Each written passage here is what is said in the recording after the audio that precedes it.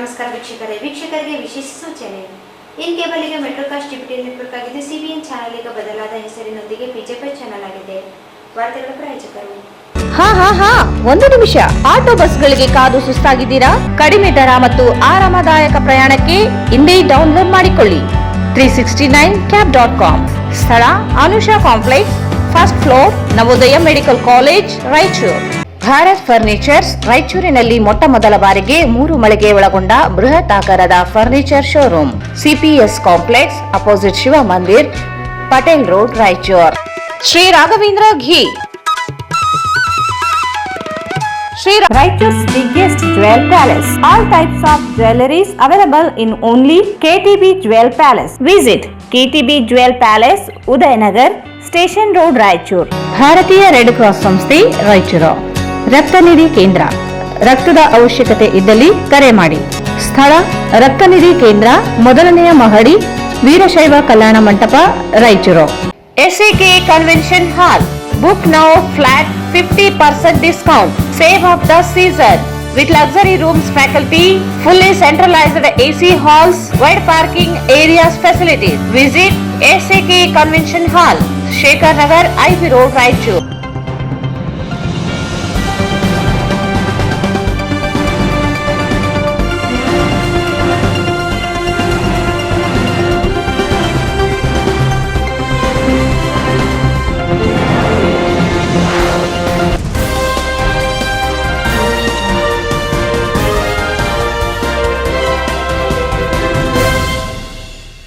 ವಾರ್ತೆಗಳಿಗೆ ಸ್ವಾಗತ. ಮೊದಲಿಗೆ ಮುಖ್ಯಾಂಶಗಳು.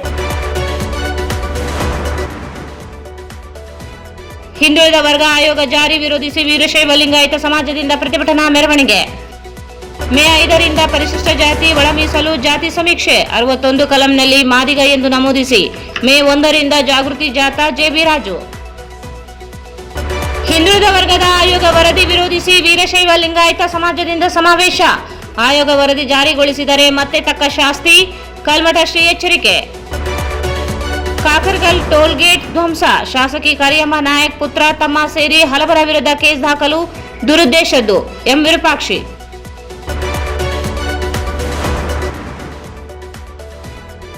ಅಂದಿನ ಅನುಭವ ಮಂಟಪ, ಇಂದಿನ ಸಂಸತ್ತು ಇದ್ದಂತೆ. ಅಂಬಣ್ಣ ಆರೋಲಿ. ಮಾಸ್ದೊಡ್ಡಿಯಿಂದ ಉಪ್ರಾಳ ದೊಡ್ಡಿವರೆಗೆ ಬಿಟಿ ರಸ್ತೆ ಕಾಮಗಾರಿಗೆ ಶಾಸಕ ಬಸನಗೌಡ ದದ್ದಲ್ ಚಾಲನೆ.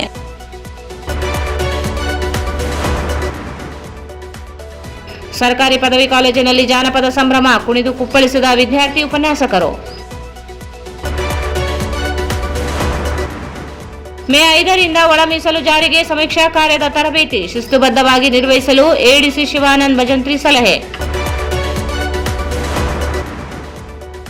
ಖಬರಸ್ತಾನ್ ಸಮಾಧಿಗಳ ಧ್ವಂಸ ಖಂಡಿಸಿ ಕ್ರಮಕ್ಕೆ ಆಗ್ರಹಿಸಿ ವಕ್ಫ್ ಬೋರ್ಡ್ಗೆ ದೂರು.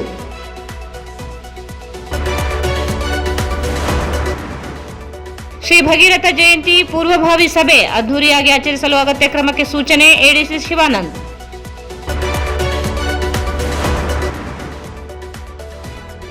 ಜಾಲಹಳ್ಳಿ ಸರ್ಕಾರಿ ಪ್ರಥಮ ದರ್ಜೆ ಕಾಲೇಜಿನಿಂದ ಎನ್ಎಸ್ಎಸ್ ವಾರ್ಷಿಕ ವಿಶೇಷ ಶಿಬಿರ.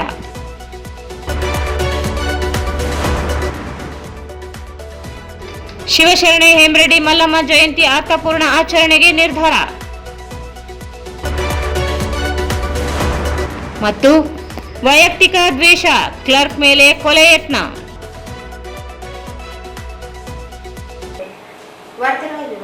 ಕಾಂತರಾಜು ಹಾಗೂ ಜಯಪ್ರಕಾಶ್ ಹೆಗಡೆ ಅವರ ಸಾಮಾಜಿಕ ಮತ್ತು ಶೈಕ್ಷಣಿಕ ಸಮೀಕ್ಷೆ 2015ರ ದತ್ತಾಂಶಗಳ ಅಧ್ಯಯನ ವರದಿ 2024ರ ವರದಿಯನ್ನು ಅಂಗೀಕರಿಸಬಾರದೆಂದು ಆಗ್ರಹಿಸಿ ಜಿಲ್ಲಾ ವೀರಶೈವ ಲಿಂಗಾಯತ ಸಮಾಜದಿಂದ ನಗರದ ಬೈಪಾಸ್ ರಸ್ತೆಯ ಜಗದ್ಗುರು ರೇಣುಕಾಚಾರ್ಯ ವೃತ್ತದಿಂದ ಜಿಲ್ಲಾಡಳಿತ ಭವನದವರೆಗೆ ಪ್ರತಿಭಟನಾ ಮೆರವಣಿಗೆ ನಡೆಸಲಾಯಿತು.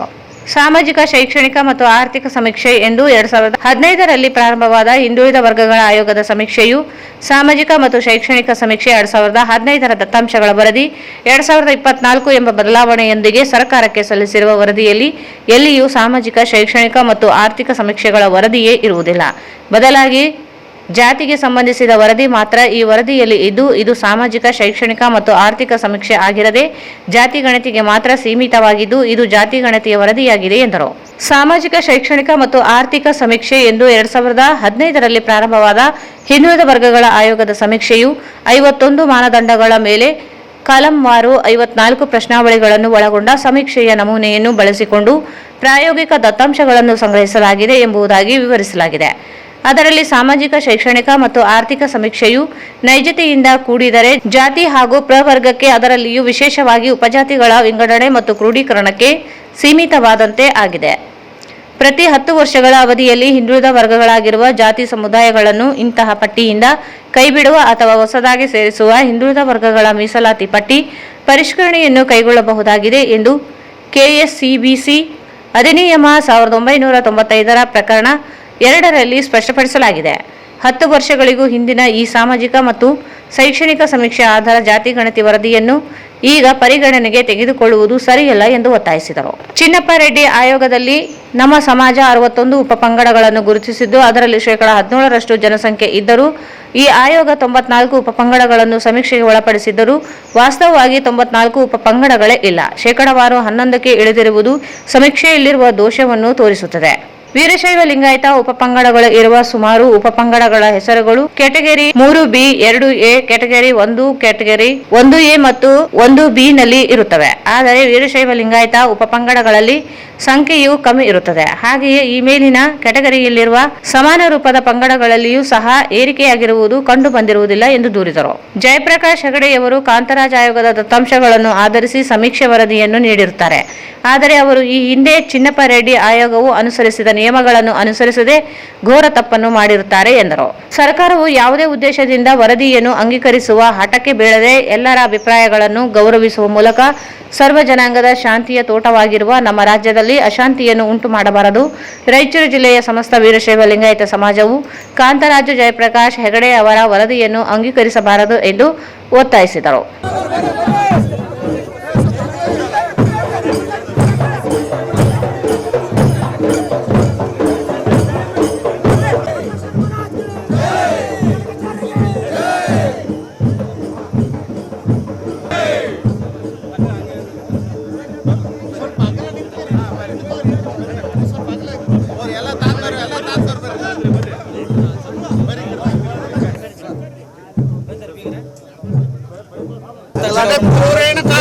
महाराज की ज्योति बसवेश्वर महाराज की मानव धर्म के धर्मದಿಂದಲೇ ವಿಶ್ವಕ್ಕೆ ವಂದೇ ವಂದೇ बोलो भारत माता की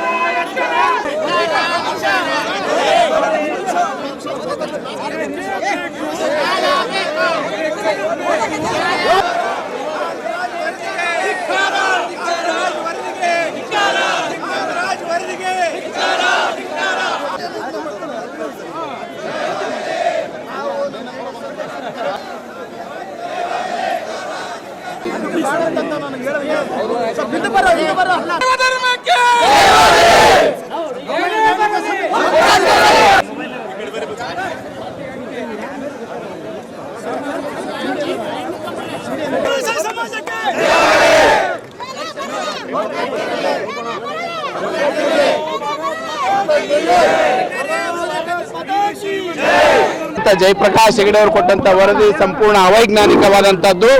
ಈ ವರದಿ ಯಾವುದೇ ಕಾರಣಕ್ಕೂ ನಮ್ಮ ಸಮಾಜ ಒಪ್ಕೊಳ್ಳಿಕ್ಕೆ ಸಾಧ್ಯನೇ ಇಲ್ಲ. ಇವತ್ತು ಸರ್ಕಾರಕ್ಕೆ ಇಚ್ಛಾಶಕ್ತಿ ಇದ್ದಲ್ಲಿ ಹೊಸ ಜಾತಿ ಗಣತಿ ಮಾಡಬೇಕು ಮತ್ತು ಇದ್ರ ಜೊತೆಗೆ ವೀರಶೈವ ಸಮಾಜ ಜೊತೆಗೆ ಅನೇಕ ಹಿಂದುಳಿದ ಸಮಾಜಗಳಿಗೂ ಅನ್ಯಾಯ ಆಗಿದೆ. ಇವತ್ತು ಉಪ್ಪಾರ ಭಗೀರಥ ಸಮಾಜ, ಗಂಗಾಮತ ಸಮಾಜ, ಯಾದವ್ ಸಮಾಜ, ಸವಿತಾ ಸಮಾಜ, ಮಡಿವಾಳ ಸಮಾಜ ಎಲ್ಲ ಸಮಾಜಕ್ಕೂ ಅನ್ಯಾಯ ಮಾಡುವಂತ ಕೆಲಸ ಮಾಡಿ ಇವತ್ತು ಯಾವುದೋ ಒಂದು ಎರಡು ಸಮಾಜಕ್ಕೆ ನ್ಯಾಯ ಕೊಡಿಸುವಂತ ಕೆಲಸ ಆಗಿದೆ. ಇವತ್ತು ಮುಸ್ಲಿಂ ಸಮುದಾಯವನ್ನು ಓಲೈಕೆ ಮಾಡಲಿಕ್ಕೆ ಈ ಒಂದು ವರದಿ ತಂದಂತಿದೆ. ಇದು ಏನಾದರೂ ಮಂಡನೆಯಾಗಿ ಸ್ವೀಕಾರ ಆದಲ್ಲಿ ಉಗ್ರವಾದ ಪ್ರತಿಭಟನೆ ರಾಜ್ಯದಲ್ಲಿ ನಮ್ಮ ಸಮಾಜ ನಮ್ಮ ಜೊತೆ ಎಲ್ಲ ಹಿಂದುಳಿದ ಸಮಾಜಗಳು ಹಮ್ಮಿಕೊಳ್ತವೆ ಅಂತೇಳಿ ಎಚ್ಚರಿಕೆ ಕೊಡಲಿಕ್ಕೆ ಬಯಸ್ತೇನೆ. ಒಂದು ವೇಳೆ ತಂದೆ ಬಂದ್ರೆ ಅವ್ರದವ್ರು ಉಣ್ತಾರೆ. ಮಾಡಬಾರ್ದು. ಉಗ್ರವಾದ ಹೋರಾಟ ತಾನಾಗಿ ಆಗ್ತೈತೆ. ಅವ್ರು ಹೇಳೋದಕ್ಕೆ ನಾವು 2,50,00,000ಕ್ಕಿಂತಲೂ ಅಧಿಕವಾಗಿರ್ತಕ್ಕಂಥ ವೀರಶೈವ ಲಿಂಗಾಯತ ಸಮುದಾಯದವರು ಜನಾಂಗದವರಿದ್ದು ಈ ಒಂದು 2015 ಕಾಂತರಾಜು ವರದಿ ಏನಾಗಿದೆ, ಜಯಪ್ರಕಾಶ್ ಹೆಗಡೆ ಅವರ ಮುಖಾಂತರ 2ನೇ ಸಮಿತಿಯನ್ನ ನಿರ್ಮಾಣ ಮಾಡಿ ಈಗ ನಮ್ಮ ರಾಜ್ಯದ ಜನಸಂಖ್ಯೆಯನ್ನ 2,50,00,000ಗಳಿಂದ ಎಲ್ಲ ಉಪಪಂಗಡಗಳನ್ನಾಗಿ ಮಾಡಿ ವಿಭಜಿಸಿ 66 ಲಕ್ಷಕ್ಕೆ ಜನಗಣತಿಯನ್ನು ಕುಗ್ಗಿಸಿದ್ದಾರೆ. ಈ ಒಂದು ಜನಗಣತಿಯಿಂದ ನಾವು ಜನಗಣತಿಯ ವಿರೋಧಿಗಳು ಅಲ್ಲ, ಆದರೆ ಜನಗಣತಿ ಸಹಜವಾಗಿ ನಡಿಬೇಕು, ಮನೆ ಮನೆಗೆ ಹೋಗ್ಬೇಕಂತಕ್ಕಂಥ ಒಂದು ಆಗ್ರಹವನ್ನು ನಾವು ಮಾಡ್ತಾ ಬಂದಿದ್ದೇವೆ. ಈಗಲೂ ಕೂಡ ನಮ್ಮ ಜಿಲ್ಲಾ ವೀರಶೈವ ಲಿಂಗಾಯತ ಸಮಾಜ ಮತ್ತು ಅಖಿಲ ಭಾರತ ವೀರಶೈವ ಲಿಂಗಾಯತ ಸಮಾಜ ಹಾಗೂ ಎಲ್ಲ ಸಂಘಟನೆಗಳ ವಿನಂತಿ ಸರ್ಕಾರಕ್ಕೆ ಏನಂದ್ರೆ, ನಾವೀಗಾಗ ಮಾಡಿದಂಥ ಜನಗಣತಿಯನ್ನ ಒಪ್ಪಲಿಕ್ಕೆ ಸಾಧ್ಯವಿಲ್ಲ. ಇದನ್ನು ತಾವು ದಯವಿಟ್ಟು ಕೂಡ ನಾಳೆ ನಡೆಯುವ 2ನೇ ತಾರೀಕಿನ ಸಂಪುಟ ಸಭೆಯಲ್ಲಿ ಅಂಗೀಕಾರ ಮಾಡಬಾರ್ದಂತಕ್ಕಂಥ ಆಗ್ರಹವನ್ನು ಮಾಡ್ತಾ ನಮ್ಮ ಜನಸಂಖ್ಯೆ ನಾವು ಸಿಗಬೇಕು. ಆರ್ಥಿಕವಾಗಿ, ಸಾಮಾಜಿಕವಾಗಿ, ಶೈಕ್ಷಣಿಕವಾಗಿ ಮತ್ತು ರಾಜಕೀಯವಾಗಿ ದುರ್ಬಲರಾಗಿ ಮಾಡತಕ್ಕಂಥ ಒಂದು ಕೆಲಸದ ಷಡ್ಯಂತ್ರವನ್ನು ಸರ್ಕಾರ ಮಾಡಿದೆ ಅಂತಕ್ಕಂಥದ್ದು ಸ್ಪಷ್ಟವಾಗಿ ನಮ್ಮ ಮಠಾಧೀಶರು ಹೇಳಿದ್ದಾರೆ, ನಮ್ಮ ರಾಜಕೀಯ ಮುಖಂಡರು ಹೇಳಿದ್ದಾರೆ.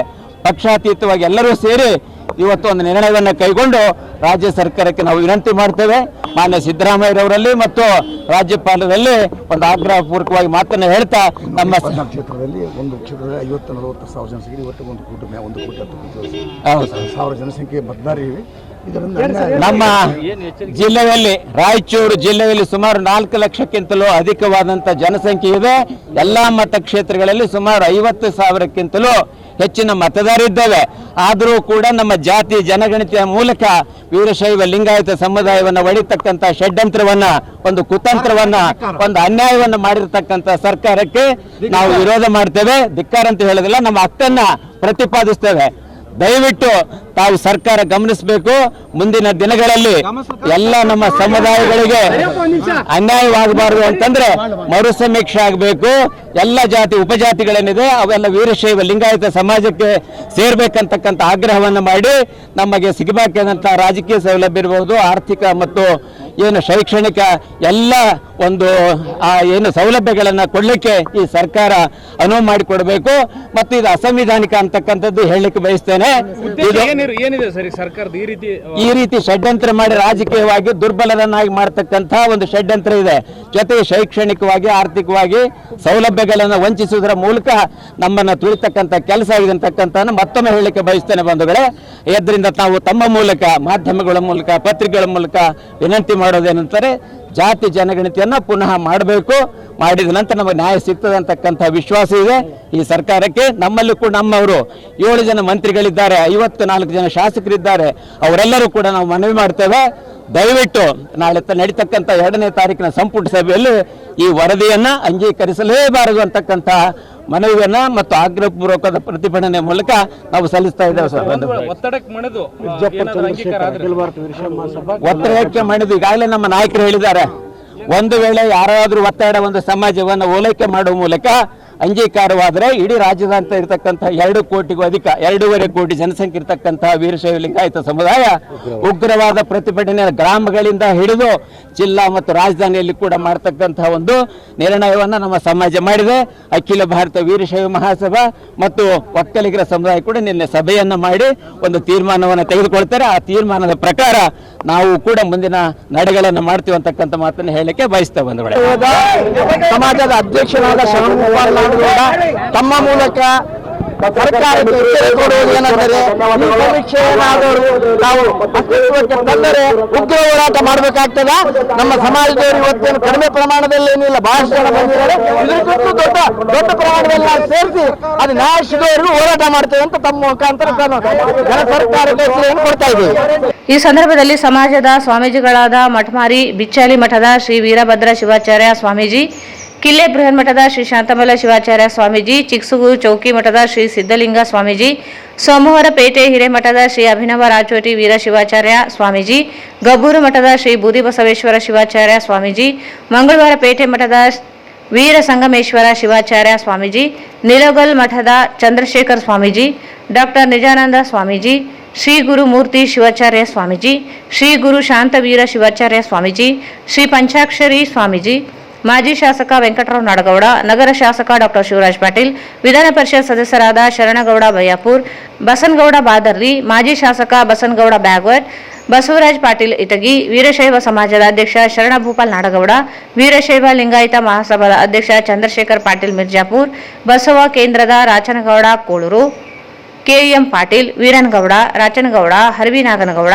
ಶಿವಶರಣ ರೆಡ್ಡಿ ಸೇರಿದಂತೆ ಸಮಾಜದ ಹಿರಿಯ ಮುಖಂಡರು, ಸಂಘದ ಪದಾಧಿಕಾರಿಗಳು ಸೇರಿದಂತೆ ಹಲವರು ಇದ್ದರು.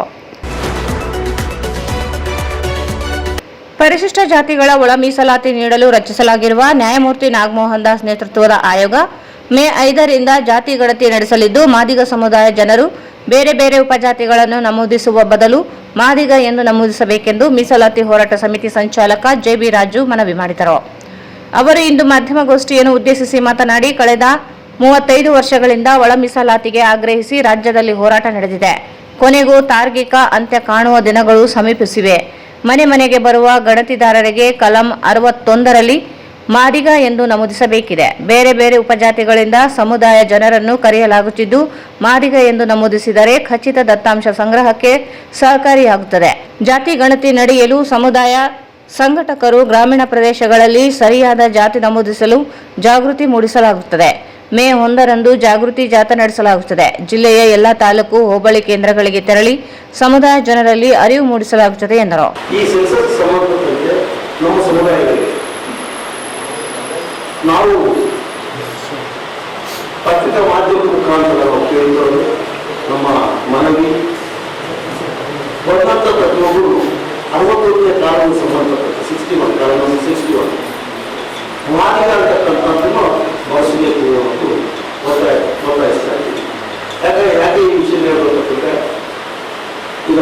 ಕೆಲವರು ನ್ಯೂಸ್ಗಳಲ್ಲಿ ನೋಡಿದಾಗ ಹರಿಜನ ಅಂತ ಕರೀತಾರೆ. ಸೊ ಅದನ್ನು ಶೆಡ್ಯೂಲ್ನಲ್ಲಿ ಕಾಣ್ತಿದ್ರು ಅಂದರೆ ಅದು ಸ್ಪೆಸಿಫೈ ಮಾಡಬೇಕು.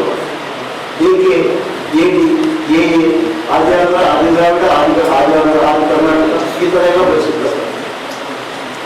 ಈ ಹೆಸರುಗಳನ್ನು ಕಡಿಮೆಸಿ ಎಲ್ಲ ಸ್ಪೆಸಿಫೈ ಮಾಡಬೇಕು ಅಂತಕ್ಕಂಥ ಸಮುದಾಯದ ಎಲ್ಲ ನಮ್ಮ ಅನುಕ್ರಮದ ವ್ಯಾಪ್ತಿಯಲ್ಲಿ ನಾವು ಅಪೀಲ್ ಮಾಡ್ತಾ ಇದ್ದೀವಿ.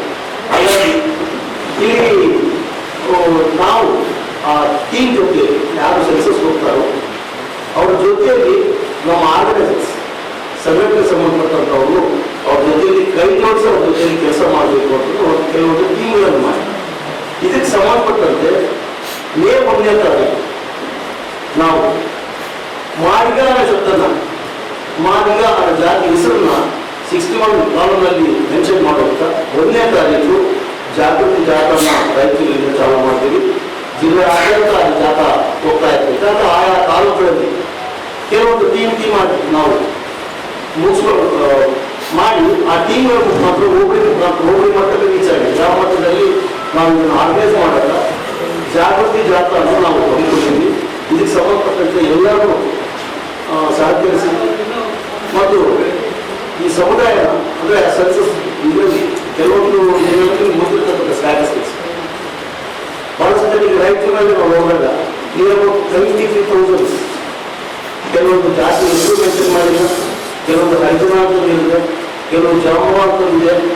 ಸೊ ಇದನ್ನು ಬಿಟ್ಕೊಂಡು ಈ ಹೆಸರುಗಳನ್ನ ತೆಗೆದು ಸ್ಪೆಸಿಫಿಕ್ ಆಗಿ ಮಾದಿಗ ಅನ್ನೋ ಶಬ್ದನ ಕಡ್ಡಾಯವಾಗಿ ಬಳಸಬೇಕಂತಂದು ಮಾಧ್ಯಮದ ಮುಖಾಂತರ ನಾವು ಎಲ್ಲರನ್ನ ಎಚ್ಚರಿಸ್ತಾ ಇದ್ದೀವಿ ಮತ್ತು ನಾವು ಮನೆಯಲ್ಲೂ ಸಲ್ಲಿಸ್ತಾ ಇದ್ದೀವಿ. ಮನೆಯಲ್ಲೂ ಯಾವ ರೀತಿ ಮಾಡ್ತಾ ಇದ್ದೀವಿ ಸಮಾಜದಿಂದ ಯಾವ ಸಮಾಜದ ಎಲ್ಲ ಪಕ್ಷಗಳು ಎಲ್ಲ ಸಂಘಟನೆಗಳು. ಎಂ ವಿರೂಪಾಕ್ಷಿ ಮಾತನಾಡಿ, ಜಿಲ್ಲೆಯಲ್ಲಿ ನಡೆಯುವ ಜಾತಿ ಗಣತಿಯಿಂದ ಸಮುದಾಯ ಜನರು ವಂಚಿತರಾಗದಂತೆ ಎಚ್ಚರ ವಹಿಸಬೇಕಿದೆ. ಸಮುದಾಯ ಜನರಿಗೆ ತಿಳುವಳಿಕೆ ನೀಡಲು ಮೇ 1ರಿಂದ ಪ್ರಾರಂಭವಾಗುವ ಜಾಗೃತಿ ಜಾಥಾವನ್ನು ಮಹಾನಗರ ಪಾಲಿಕೆ ಮಹಾಪೌರರಾದ ನರಸಮ್ಮ ನರಸಿಂಹಲು ಮಾಡಗೇರಿ ಉದ್ಘಾಟಿಸಲಿದ್ದಾರೆ. ನಗರದ ಡಾಕ್ಟರ್ BR ಅಂಬೇಡ್ಕರ್ ವೃತ್ತದಿಂದ ಪ್ರಾರಂಭವಾಗುವ ಜಾಥಾ ಜಿಲ್ಲೆಯ ಎಲ್ಲಾ ತಾಲೂಕುಗಳಲ್ಲಿ ಸಂಚರಿಸಲಿದೆ ಎಂದರು. ಜಾಗೃತಿ ಜಾಥಾವನ್ನ ಹಳ್ಳಿಗಳಿಗೆ ಹೋಗ್ಲಿಕ್ಕೆ ಕ್ರಾಂತಿಕಾರಿ ರಥಯಾತ್ರೆ ಜಿಲ್ಲೆಗಳು ತಾಲೂಕುಗಳಿಗೆ ಹೋಗ್ತಕ್ಕಂಥದ್ದು. ಈಗ ಹಳ್ಳಿಗಳಿಗೆ ವಾರ್ಡ್ಗಳಲ್ಲಿ ಕೆಲವೊಂದು ವಾರ್ಡ್ಗಳಲ್ಲಿ ಕೆಲವೊಂದು ಹಳ್ಳಿಗಳಲ್ಲಿ ನಮ್ಮ ಈ ಭಾಗದಲ್ಲಿ ಸ್ವಲ್ಪ ಅವೇರ್ನೆಸ್ ಕಡಿಮೆ ಇರೋದ್ರಿಂದ ನಾವು ಆ ಹಳ್ಳಿಗಳಿಗೆ ಪ್ರತ್ಯೇಕವಾಗಿ ಹಳ್ಳಿಗಳಿಗೆ ಹೋಗ್ತಕ್ಕಂಥ ಒಂದು ಜಾಥಾವನ್ನ ಅಂಬೇಡ್ಕರ್ ವೃತ್ತದಲ್ಲಿ ಸಂಘಟನೆಗಾರರು ಪ್ರಾರಂಭ ಮಾಡಿಸ್ತಾ ಇದ್ವಿ. ಆ ಜಾಥಾವನ್ನ ನಮ್ಮ ಮಹಾನಗರ ಪಾಲಿಕೆಯ ಮಹಾಪೌರರಾಗಿರ್ತಕ್ಕಂಥ ನರಸಮ್ಮ ಮಾಡಗೇರವರು ಉದ್ಘಾಟನೆ ಮಾಡ್ತಾರೆ 1ನೇ ತಾರೀಕು. ಆವತ್ತಿನ ದಿನ ಕಂಟಿನ್ಯೂ ಆಗಿ 5ನೇ ತಾರೀಕು 6ನೇ 7ನೇ ತಾರೀಕುವರೆಗೆ ಹಳ್ಳಿಯಲ್ಲಿ ಪಾಂಪ್ಲೆಟ್ ಅನ್ನು ಕೊಟ್ಟು ಕರಪತ್ರವನ್ನು ಕೊಟ್ಟು ನಾನು ಮಾದಿಗ ಅಂತಕ್ಕಂಥ ಒಂದು ಕ್ಯಾಪ್ಷನ್ ಮೇಲೆ ಪ್ರತಿಯೊಬ್ಬರು ಕೂಡ ಜಾತಿ ಜನಗಣತಿಯಲ್ಲಿ ಮಾದಿಗ ಅಂತಕ್ಕಂಥ ಶಬ್ದವನ್ನೇ ಬಳಸಬೇಕು, ವಾಕ್ಯವನ್ನೇ ಬಳಸಬೇಕು. ಅದನ್ನು ಪರ್ಯಾಯವಾಗಿ ಹರಿಜನ ಗಿರಿಜನ ಬಳಸಬಾರ್ದು ಅಂತಕ್ಕಂಥ ಒಂದು ಅಪೀಲನ್ನ ಒಂದು ಮನವಿಯನ್ನ ನಾವು ಮಾಡಿಕೊಳ್ಳಿಕ್ಕೆ ಜಾಥಾವನ್ನು ಮೇ 5ರಿಂದ ಜಾತಿ ಗಣತಿ ಎಲ್ಲಿವರೆಗೆ 17th ವರೆಗೆ ಅಂತೇಳಿ ಅವರು ಹೇಳ್ಕೊಂಡಿದ್ದಾರೆ. 31ವರೆಗೆ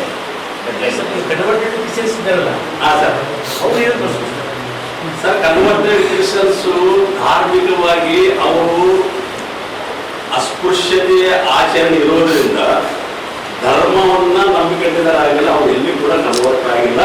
ಅವ್ರ ಸರ್ಟಿಫಿಕೇಟ್ ಕೂಡ ಮಾದಿಗ ನಾನು ಹಳ್ಳಿಗಳಲ್ಲಿ ತಿರುಗಾಡಕತ್ತೇನೆ. ನಾನು ಹಳ್ಳಿಗಳಲ್ಲಿ ತಿರುಗಾಡಬೇಕು. ಧರ್ಮಾಚರಣೆ ಬೇರೆ ಆಚರಣೆ ಸಂದರ್ಭದಲ್ಲಿ ಮಾಡಿದಾಗ ಪ್ರೆಸಿಡೆಂಟ್ ಆಚರಣೆ ಮಾಡಿ. ಅಂಬಣ್ಣ ಆರೋಲಿಕರ್ ಮಾತನಾಡಿ, ಮೇ 5ರಿಂದ ಪ್ರಾರಂಭವಾಗುವ ಜಾತಿ ಗಣತಿ ಮೇ 31ಕ್ಕೆ ಅಂತ್ಯಗೊಳ್ಳುತ್ತದೆ. ಸಮುದಾಯ ಜನರು ಆಧಾರ್ ಕಾರ್ಡ್, ಜಾತಿ ಪ್ರಮಾಣ ಪತ್ರ ಸೇರಿದಂತೆ ಇತರೆ ದಾಖಲೆಗಳನ್ನು ಪರಿಶೀಲಿಸಿ ಉಪಜಾತಿ ನಮೂದಿಸಲಾಗುತ್ತದೆ. ಸುಳ್ಳು ಮಾಹಿತಿ ನೀಡಲು ಅವಕಾಶವೇ ಇಲ್ಲ. ಸಮುದಾಯ ಜನರು ಗೊಂದಲಕ್ಕೆ ಒಳಗಾಗದೆ ಮಾದಿಗ ಎಂದು ನಮೂದಿಸಬೇಕು. ಸಮಾಜದ ಮುಖಂಡರುಗಳು ಸರಿಯಾದ ದಾಖಲೀಕರಣಕ್ಕೆ ಸಹಕರಿಸಬೇಕೆಂದರು. ಈ ಸಂದರ್ಭದಲ್ಲಿ ನರಸಿಂಹಲು ಮಾಡಗೇರಿ, KP ಅನಿಲ್ ಕುಮಾರ್, ನರಸಪ್ಪ ಆಶಾಪುರ್, ಶಂಕರಪ್ಪ ಹೊಸೂರು ಸೇರಿದಂತೆ ಅನೇಕರಿದ್ದರು. ಕಾಂತರಾಜ್ ವರದಿಯು ದೋಷಪೂರಿತವಾಗಿದ್ದು ಸರಿಪಡಿಸಬೇಕಾಗಿದೆ. ವೀರಶೈವ ಲಿಂಗಾಯತ ಸಮಾಜ ಒಳಪಂಗಡಗಳನ್ನು ಒಡೆಯುವ ಕೆಲಸ ಸರ್ಕಾರ ಮಾಡುತ್ತಿದ್ದು, ಈ ಹಿಂದೆ ಪಾಠ ಕಲಿಸಲಾಗಿದ್ದರೂ ಸರ್ಕಾರಕ್ಕೆ ಬುದ್ಧಿ ಬಂದಿಲ್ಲ. ಮತ್ತೆ ಪಾಠ ಕಲಿಸುವ ಕೆಲಸ ಮಾಡಬೇಕಾಗುತ್ತದೆ ಎಂದು ಮಾನ್ವಿ ಕಲ್ಮಠದ ವಿರೂಪಾಕ್ಷ ಪಂಡಿತಾರಾಧ್ಯ ಸ್ವಾಮಿಗಳು ಹೇಳಿದರು. ನಗರದ ಹರ್ಷಿತಾ ಗಾರ್ಡನ್ನಲ್ಲಿ ವೀರಶೈವ ಲಿಂಗಾಯತ ಸಮಾಜ ವತಿಯಿಂದ ಹಮ್ಮಿಕೊಂಡಿದ್ದ ಅವೈಜ್ಞಾನಿಕ, ಅಸಂವಿಧಾನಿಕ ಜಾತಿ ಗಣತಿ ವಿರೋಧಿಸಿ ಸಮಸ್ತ ವೀರಶೈವ ಲಿಂಗಾಯತ ಸಮಾಜ ಬೃಹತ್ ಸಮಾವೇಶದಲ್ಲಿ ಮಾತನಾಡಿದರು. ಸರ್ಕಾರದ ವೀರಶೈವ ಲಿಂಗಾಯತ ಸಮಾಜವನ್ನು ಒಡೆಯುವ ಕೆಲಸ ಮಾಡುತ್ತಿದೆ. ಸಮಾಜದ ಒಳ ಪಂಗಡಗಳನ್ನು ಚದುರಿಸಿ ಜಾತಿ ಗಣತಿ ಮಾಡಿದ್ದು ಇದು ಅವೈಜ್ಞಾನಿಕವಾಗಿದೆ. ಕಾಂತರಾಜ್ ವರದಿಯೇ ಅವೈಜ್ಞಾನಿಕವಾಗಿದ್ದು 27% ಇದ್ದ ಜನಸಂಖ್ಯೆಯನ್ನು ಕೇವಲ 60 ಲಕ್ಷಕ್ಕೆ ಇಳಿಸಲಾಗಿದೆ. ಸರ್ಕಾರದ ಸಾಮಾಜಿಕ, ಆರ್ಥಿಕ ಮತ್ತು ಶೈಕ್ಷಣಿಕವಾಗಿ ತುಳಿಯುವ ಕೆಲಸ ಮಾಡಬಾರದು. ಈ ಹಿಂದೆ ವೀರಶೈವ ಲಿಂಗಾಯತ ಬೇರೆ ಅಂದಿದ್ದಕ್ಕೆ ಸರ್ಕಾರಕ್ಕೆ ತಕ್ಕ ಪಾಠ ಕಲಿಸಲಾಗಿತ್ತು. ಇದೀಗ ಸರ್ಕಾರಕ್ಕೆ ಎಚ್ಚರಿಕೆ ನೀಡುತ್ತಿದ್ದೇವೆ. ಮತ್ತೆ ಪಾಠ ಕಲಿಸಬೇಕಾದ ಸ್ಥಿತಿ ಬಂದಿದೆ ಎಂದರು. ಸಮಾಜ ಒಳ ಪಂಗಡಗಳು ಚದುರಿ ಹೋಗದಂತೆ ನಮ್ಮ ಒಗ್ಗಟ್ಟು ಪ್ರದರ್ಶಿಸಬೇಕಾಗಿದೆ. ಗ್ರಾಮೀಣ ಭಾಗದಲ್ಲಿ ಸಮಾಜದ ಮಠಾಧೀಶರು ಲಿಂಗ ಪೂಜೆ ಮಾಡುವ ಮೂಲಕ ಜನಜಾಗೃತಿ ಮೂಡಿಸಬೇಕಾಗಿದೆ. ಲಿಂಗ ದೀಕ್ಷೆ ಮೂಲಕ ಸಮಾಜದ ಒಗ್ಗಟ್ಟು ಪ್ರದರ್ಶಿಸಬೇಕು ಎಂದು ತಿಳಿಸಿದರು.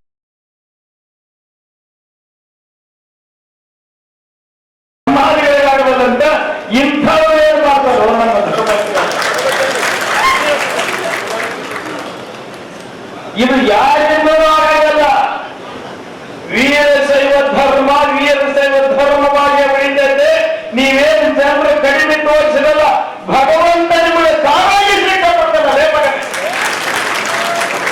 ಆ ತಾಕತ್ತು ಐದೋ ಇಲ್ಲ ನೋಡಿ. ತಪಸ್ಸುಗಳನ್ನು ಪೂಜೆ ಮಾಡ್ತಿರ್ತಾರಲ್ಲ, ಒಬ್ಬ ಮಹಾನ ತಪಸ್ವಿ ಮತ್ತು ಮೂರ್ಬಿಟ್ಟು ಹೋಗುತ್ತೆ. ಈ ಧರ್ಮವನ್ನು ಯಾರಿಂದಲೂ ಒಯ್ಯೋದಾಗಲ್ಲ. ಧರ್ಮ ಯಶಸ್ವಿ ಆಗ್ತದೆ. ನೀವು ಮಾಡತಕ್ಕಂತಹ ಕಾರ್ಯಕ್ಕೆ ಭಗವಂತ ನಾವು ಕೂಡ ನಿಮ್ಮಿಂದಿರ್ತೀವಿ, ಯಶಸ್ವಿ ಆಗ್ತದೆ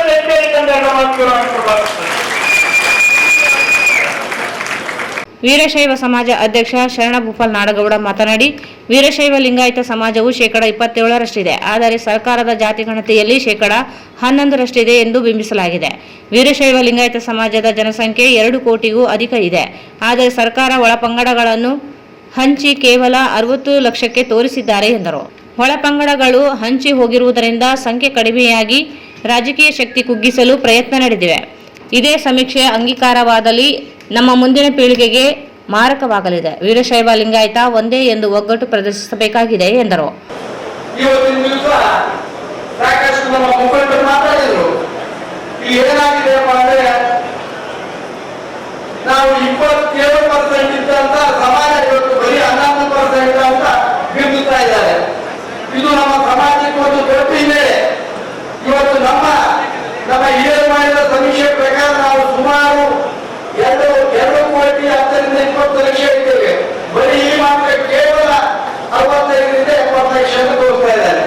ಸೊ ಇಲ್ಲಿ ಏನ್ ಮಾಡಿದ್ರೆ ನಮ್ಮ ಪಾರ್ಟಿಯ, ನಮ್ಮ ಪಕ್ಷದ, ನಮ್ಮ ಸಮಾಜದ ಒಳಪಂಗಡಗಳನ್ನು ಸಪರೇಟ್ ಆಗಿ ತೋರಿಸಿದ್ದಾರೆ. ಜಿಲ್ಲಾ ವೀರಶೈವ ಲಿಂಗಾಯತ ಸಮಾಜದ ಒಳಪಂಗಡಗಳು ಏನ್ ಮಾಡಿದ್ದಾರೆ, ಬಡಗಿಯನ್ನು ಸಪರೇಟ್ ತೋರಿಸ್ಯಾರ, ಲಾಲ್ಘಟ್ಟನ್ನು ಸಪರೇಟ್ ತೋರಿಸ್ಯಾರ, ಇನ್ನೊಬ್ಬರು ಸಪರೇಟ್ ತೋರಿಸಿ ಅದನ್ನ ನಮ್ಮ ಸಂಖ್ಯೆಯನ್ನು ಕಡಿಮೆ ಮಾಡಿದ್ದಾರೆ.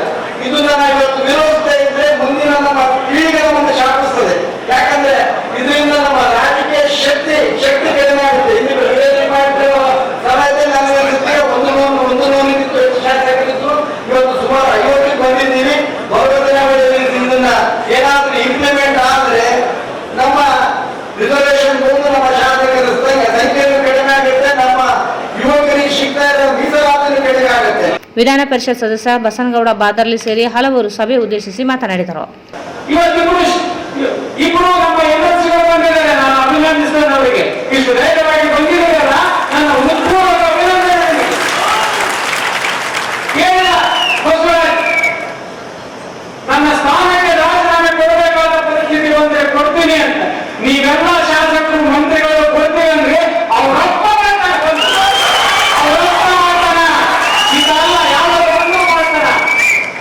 ಈ ವೇಳೆ ನಾವು ತೋರಿಸ್ತಾ ಇರುವುದರಿಂದ ಇವತ್ತು ನಮಗೆ ಒಂದು ಪರಿಸ್ಥಿತಿ ಬಂದು ನಿಂತಿದೆ. ಇವತ್ತು ಈ ದೇಶ ರಾಜ್ಯದಲ್ಲಿ ಒಕ್ಕಲಿಗರನ್ನ ಲಿಂಗಾಯತರ ಬಿಟ್ಟು ಮುಖ್ಯಮಂತ್ರಿ ಆಗಲಿಕ್ಕೆ ಯಾವತ್ತೂ ಸಾಧ್ಯ ಇಲ್ಲ, ಯಾವತ್ತೂ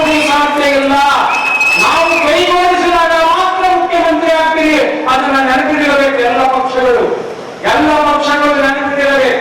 ಇವತ್ತು ಕಾಲ ಬಂದಿದೆ, ಈಗಾಗಲೇ ಒಕ್ಕಲಿಗ ನಾಯಕರು, ಲಿಂಗಾಯತ ನಾಯಕರು ಸಭೆ ಮಾಡ್ತಾ ಇದ್ದಾರೆ. ಮುಂದೆ ನಮ್ಮ ಹೋರಾಟ ಹೇಗಿರಬೇಕು ಅನ್ನೋದು ಇಷ್ಟಕ್ಕೆ ಎಚ್ಚೆತ್ತುಕೊಂಡು ಈ ಸರ್ಕಾರ ಕ್ರಮ ತಗೋಬೇಕು. ಭಯ ಏನಿದೆ ಅಂದ್ರೆ ಕೇಂದ್ರ ಸರ್ಕಾರವು ಜಾತಿ ಗಣತಿಯನ್ನು ಒಪ್ಪಿಬಿಟ್ಟಿದೆ. ಜಾತಿ ಗಣತಿ ನಾವು ಮಾಡ್ತೀವಿ ಅಂತ ಅವರ ಪ್ರೇಮದಲ್ಲಿ ಹಾಕಿಬಿಟ್ಟಿದ್ದಾರೆ, ಚುನಾವಣೆಗೆ ಪ್ರಣಾಳಿಕೆಯಲ್ಲಿ ಸೇರಿಸಿಬಿಟ್ಟಿದ್ದಾರೆ. ಹಾಗಾಗಿ ನಮಗೆಲ್ಲರಿಗೂ ಕೂಡ ಭಯ ಇದೆ. ಬೇರೆ ಒತ್ತಡ, ಇಲ್ಲಿ ಮುಖ್ಯಮಂತ್ರಿಗಳ ಒತ್ತಡ, ನಮ್ಮವರು ಯಾರು ಮಾತನಾಡದೆ ಇದ್ರೆ ಈ ವರದಿ ಅನುಷ್ಠಾನಕ್ಕೆ ಬಂದ್ರೆ ನಮ್ಮೆಲ್ಲರ ಪರಿಸ್ಥಿತಿ ಅಧೋಗತಿಗೆ ಹೋಗ್ತದೆ. ನಾವು ರಾಜಕೀಯದಿಂದ ಮನೆಯಲ್ಲಿ ಕುಂದಿರ್ತಕ್ಕಂಥ ಪರಿಸ್ಥಿತಿ ಬರ್ತದೆ. ಅದಕ್ಕೆ ನಾವೆಲ್ಲ ಕಳೆದ ಕ್ಯಾಬಿನೆಟ್ ನಲ್ಲಿನೂ ಮುಖ್ಯಮಂತ್ರಿ ಅವರ ಗಮನಕ್ಕೆ ತಂದು ವಾಸ್ತವ ಸ್ಥಿತಿಯನ್ನು ವಿವರಿಸುವಂತ ಕೆಲಸ ನಮ್ಮ ಸಮಾಜದ ಸಚಿವರಿಂದ ಆಗಿದೆ. ಅದೇ ರೀತಿಯಲ್ಲಿ ಎಲ್ಲ ಶಾಸಕರಿರ್ಬೋದು, ವಿಧಾನ ಪರಿಷತ್ ಸದಸ್ಯರಿರ್ಬೋದು, ರಾಜ್ಯದ ಮುಖ್ಯಮಂತ್ರಿಗಳು, ಉಪಮುಖ್ಯಮಂತ್ರಿಗಳಿಗೆ ಜೊತೆಗೆ ಮಾತನಾಡಿ ಇದರ ಏನು ಅನ್ಯಾಯ ಆಗಿದೆ ನಮ್ಮ ಸಮಾಜಕ್ಕೆ, ನಮ್ಮ ಸಮಾಜದ ಜೊತೆಗೆ ಇವತ್ತು ವೀರಶೈವ ಸಮಾಜ ಅಂದ್ರೆ ಎಲ್ಲ ಸಮಾಜಗಳನ್ನ ಒಗ್ಗೂಡಿಸುವಂತ ಹೋಗುವಂತ ಶಕ್ತಿ ಇರ್ತಕ್ಕಂಥದ್ದು ಅದು ವೀರಶೈವ ಸಮಾಜಕ್ಕೆ ಅಂತ ಹೇಳಿ ಈಗಾಗಲೇ ಎಲ್ಲ ಶಾಸಕರು ಮಂದಟ್ಟು ಮಾಡುವಂತ ಕೆಲಸ ಆಗಿದೆ. ಇಂತಹ ಸಂದರ್ಭದಲ್ಲಿ ಇವತ್ತು ಸುಮಾರು 10 ವರ್ಷದಿಂದ ಈ ವರದಿ ತಯಾರಾಗಿದೆ. ನಮ್ಮ ಸರ್ಕಾರ ಇರ್ಬೋದು, ಕಳೆದ ಬಿಜೆಪಿ ಸರ್ಕಾರ ಇರ್ಬೋದು, ಇವತ್ತು ಯಾವುದೇ ಸರ್ಕಾರಗಳನ್ನ ನಮ್ಮ ಸಮಾಜದ ಬಂಧುಗಳು ಎಲ್ಲ ಸರ್ಕಾರದಲ್ಲಿಯೂ ಇದ್ದಾರೆ. ನಾವು ಯಾರನ್ನ ಟೀಕೆ ಮಾಡಲಿಕ್ಕೆ ಮುಂಚೆ ನಾವೆಲ್ಲರೂ ಇವತ್ತು ಸಮಾಜಕ್ಕಾಗಿರ್ತಕ್ಕಂಥ ಅನ್ಯಾಯವನ್ನು ಇವತ್ತು ನಾವು ಒಗ್ಗಟ್ಟಾಗಿ ಇವತ್ತೇನು ನಮ್ಮ ಶಿವರಾಜ್ ಪಾಟೀಲ್ ಹೇಳಿದಾಗೆ ಮುಂದಿನ ಪೀಳಿಗೆಗೆ ಇವತ್ತು ನ್ಯಾಯವನ್ನು ಕೊಡಿಸಿ ಇವತ್ತು ಸಮಾಜ ಇದ್ರೆ ನಾವು ನಮ್ಮಿಂದ ಸಮಾಜ ಇಲ್ಲ ಅಂತ ಹೇಳಿ ಸಂದರ್ಭದಲ್ಲಿ ಹೇಳಲಿಕ್ಕೆ ಬಯಸ್ತೇನೆ. ಸಮಾಜ ಇವತ್ತಿದ್ರೆ ನಾವು ಇಲ್ಲಿ ಕೂಡಲಿಕ್ಕೆ ಸಾಧ್ಯ ಆಯ್ತು. ಇವತ್ತು ಸಮಾಜದ ಜೊತೆಗೆ ಇವತ್ತು ಇಂತಹ ಸಂದರ್ಭ ಬಂದಾಗ ಹೋರಾಟ ಅನಿವಾರ್ಯ. ಆದರೂ ಕೂಡ ನಾವು ಯಾಕೆ ಇವರು ಜಾತಿ ಗಣತಿ ಮಾಡ್ತಾರೆ ಅನ್ನೋದು ಕೂಡ ವಿಚಾರ ಮಾಡ್ತಕ್ಕಂಥದ್ದು. ಈ ಸುಮಾರು ನಾನು ಡಾಕ್ಟರ್ ಸಾಹೇಬ್ ಕೇಳಿದೆ, ಹಿಂದಕ್ಕೆ ಯಾವಾಗ ಆಯ್ತಪ್ಪ ನಮ್ಮ ಗಣತಿ ಅಂತ ಕೇಳಿದೆ. ಚಿನ್ನಾಪುರ ರೆಡ್ಡಿ ಆಯೋಗ ಎಷ್ಟು ವರ್ಷ ಆಯ್ತು ಅಂತ ಕೇಳಿದೆ. ಸುಮಾರು 40 years ಸಮೀಪ ಆಯ್ತು. ಆ 40 ವರ್ಷಗಳಲ್ಲಿ ಏನೇನು ಆಗಿದೆ ಎಂಬುದು ಕೂಡ ನಮ್ಮ ಸಮಾಜದ ಮುಖಂಡರು ತಿಳ್ಕೊಳ್ಬೇಕಾಗ್ತದೆ, ಡೆವಲಪ್ಮೆಂಟ್ಸ್ ತಿಳ್ಕೊಬೇಕಾಗ್ತದೆ. ಯಾವ ಸಮಾಜದಲ್ಲಿ ಯಾವ ರೀತಿ ಮಲ್ಟಿಪ್ಲಿಕೇಶನ್ ಆಗಿದೆ, ರಿಡಕ್ಷನ್ ಆಗಿದೆ, ಏನಾಗಿದೆ, ಇವೆಲ್ಲ ಬರೋಕ್ಕೆ ಕಾರಣ ಅದೇ ಮುಖ್ಯ. ಇವತ್ತು ಸಾಕಷ್ಟು ಪಾಪ್ಯುಲೇಷನ್ ನಮ್ಮ ಸಮಾಜದ ಎಲ್ಲ ಮುಖಂಡರು ಸಾಕಷ್ಟು ಕಡಿಮೆ ಪಾಪ್ಯುಲೇಷನ್ ನಲ್ಲಿ ನಾವು ನಮ್ಮ ಮಕ್ಕಳನ್ನ ಹಿಡಿತಕ್ಕಂಥ ಕೆಲಸ ಮಾಡ್ತಾ ಇದ್ದೀವಿ. ಅದೇ ಬೇರೆ ಸಮಾಜದವರು 4, 5, 6, 8 ಅಲ್ಲಿವರೆಗೆ ಅವರು ಮಕ್ಕಳನ್ನ ಹೇಳ್ತಾರೆ. ಇವೆಲ್ಲ ಸಮಸ್ಯೆಗಳು ಬಂದಾಗ ಆ ಒಂದು ರಾಜಕೀಯ ವ್ಯವಸ್ಥೆಯಲ್ಲಿ ತಮ್ಮದೇ ಆದಂತ ಒಂದು ವಿಚಾರಗಳನ್ನು ಇಟ್ಕೊಂಡು ಎಲ್ಲ ನಾಯಕರು ನಾವು ಯಾಕೆ ಹಿಂಗೆ ಮಾಡಬಾರ್ದು, ಯಾಕೆ ಹಿಂಗೆ ಮಾಡಬೇಕು ಅಂತಕ್ಕಂಥದ್ದು ವಿಚಾರ ಬಂದಾಗ ಇಂಥ ಒಂದು ಪ್ರಕ್ರಿಯೆಗಳನ್ನು ಪ್ರಾರಂಭ ಮಾಡ್ತಾರೆ. ಈ ಸಂದರ್ಭದಲ್ಲಿ ವೀರಭದ್ರ ಶಿವಾಚಾರ್ಯ ಮಹಾಸ್ವಾಮಿಗಳು, ಶಾಂತಮಲ್ಲ ಶಿವಾಚಾರ್ಯ ಮಹಾಸ್ವಾಮಿಗಳು, ಅಭಿನವ ರಾಚೋಟಿ ವೀರ ಶಿವಾಚಾರ್ಯ ಮಹಾಸ್ವಾಮಿಗಳು, ಪಂಚಾಚಾರ್ಯ ಶಿವಮೂರ್ತಿ ಸ್ವಾಮಿಗಳು, ಗುರುಮೂರ್ತಿ ಶಿವಾಚಾರ್ಯ ಮಹಾಸ್ವಾಮಿಗಳು, ಕಡೆಚೂರು ವೀರಭದ್ರ ಶಿವಾಚಾರ್ಯ ಮಹಾಸ್ವಾಮಿಗಳು, ಯದಲದೊಡ್ಡಿ ಮಹಾಲಿಂಗ ಸ್ವಾಮಿಗಳು, ವಿರೂಪಾಕ್ಷಿ ಪಂಡಿತಾರಾಧ್ಯ ಶಿವಾಚಾರ್ಯ ಮಹಾಸ್ವಾಮಿಗಳು, ಮಾನ್ವಿ ಶಂಭುಲಿಂಗ ಮಹಾಸ್ವಾಮಿಗಳು, ಸಿದ್ಧಲಿಂಗ ಶಿವಾಚಾರ್ಯ ಮಹಾಸ್ವಾಮಿಗಳು, ಬೂದಿ ಬಸವೇಶ್ವರ ಮಹಾಸ್ವಾಮಿಗಳು, ಶಂಭು ಸೋಮನಾಥ ಮಹಾಸ್ವಾಮಿಗಳು, ಶಾಸಕ ಡಾಕ್ಟರ್ ಶಿವರಾಜ್ ಪಾಟೀಲ್, ವೆಂಕಟರಾವ್ ನಾಡಗೌಡ, ಹಂಪನಗೌಡ ಬಾದರ್ಲಿ, ಬಸವರಾಜ್ ಪಾಟೀಲ್ ಇಟಗಿ, ಬಸನಗೌಡ ಬ್ಯಾಗ್ವಟ್, ಚಂದ್ರಶೇಖರ್ ಪಾಟೀಲ್ ಮಿರ್ಜಾಪುರ್ ಸೇರಿದಂತೆ ಸಮಾಜದ ಹಿರಿಯ ಮುಖಂಡರು ಮತ್ತು ಸಾವಿರಾರು ಸಂಖ್ಯೆಯಲ್ಲಿ ಸಮಾಜದ ಬಾಂಧವರು ಭಾಗವಹಿಸಿದರು. ಈಗ ಜಾಹೀರಾತು. ಹಾ ಒಂದು ನಿಮಿಷ. ಆಟೋ ಬಸ್ಗಳಿಗೆ ಕಾದು ಸುಸ್ತಾಗಿದ್ದೀರಾ? ದುಬಾರಿ ದರದಲ್ಲಿ ಪ್ರಯಾಣ ಬೆಳೆಸುತ್ತಿದ್ದೀರಾ? ಸಮಯಕ್ಕೆ ಸರಿಯಾಗಿ ಕೆಲಸಗಳಿಗೆ ಹೋಗಲು ಆಗುತ್ತಿರದೆ ಯೋಚಿಸಬೇಡಿ. ಮಹಾನಗರ ಪಾಲಿಕೆಗಳಲ್ಲಿ ಯಾವ ರೀತಿಯಾಗಿ ಆನ್ಲೈನ್ ಅಥವಾ ಮೊಬೈಲ್ ಮೂಲಕ ಆಟೋ ಮತ್ತು ಕ್ಯಾಬ್ಗಳನ್ನು ಬುಕ್ ಮಾಡುತ್ತೀರೋ ಅದೇ ರೀತಿಯಾಗಿ ಈಗ ನಿಮ್ಮ ರಾಯಚೂರು ಮಹಾನಗರ ಪಾಲಿಕೆಯಲ್ಲಿಯೂ ಸಹ ಆಟೋ ಮತ್ತು ಕ್ಯಾಬ್ಗಳನ್ನು ಬುಕ್ ಮಾಡಿಕೊಳ್ಳಬಹುದು. ಹೇಗಂತೀರಾ? ಈಗಲೇ ನಿಮ್ಮ ಮೊಬೈಲ್ನಲ್ಲಿ ಡೌನ್ಲೋಡ್ ಮಾಡಿಕೊಳ್ಳಿ 369cab.com. ಕಡಿಮೆ ದರ ಮತ್ತು ಆರಾಮದಾಯಕ ಪ್ರಯಾಣಕ್ಕೆ ಇಂದೇ ಡೌನ್ಲೋಡ್ ಮಾಡಿಕೊಳ್ಳಿ 369cab.com. ಹೆಚ್ಚಿನ ಮಾಹಿತಿಗಾಗಿ ಸಂಪರ್ಕಿಸಿ 9886975566. ಸ್ಥಳ Anusha complex, first floor, Navodaya medical college, Raichur. Bharat furnitures ರಾಯಚೂರಿನಲ್ಲಿ ಮೊಟ್ಟ ಮೊದಲ ಬಾರಿಗೆ 3 ಮಳಿಗೆ ಒಳಗೊಂಡ ಬೃಹತ್ ಆಕಾರದ furniture showroom. We have a office house, old and all types of furnitures.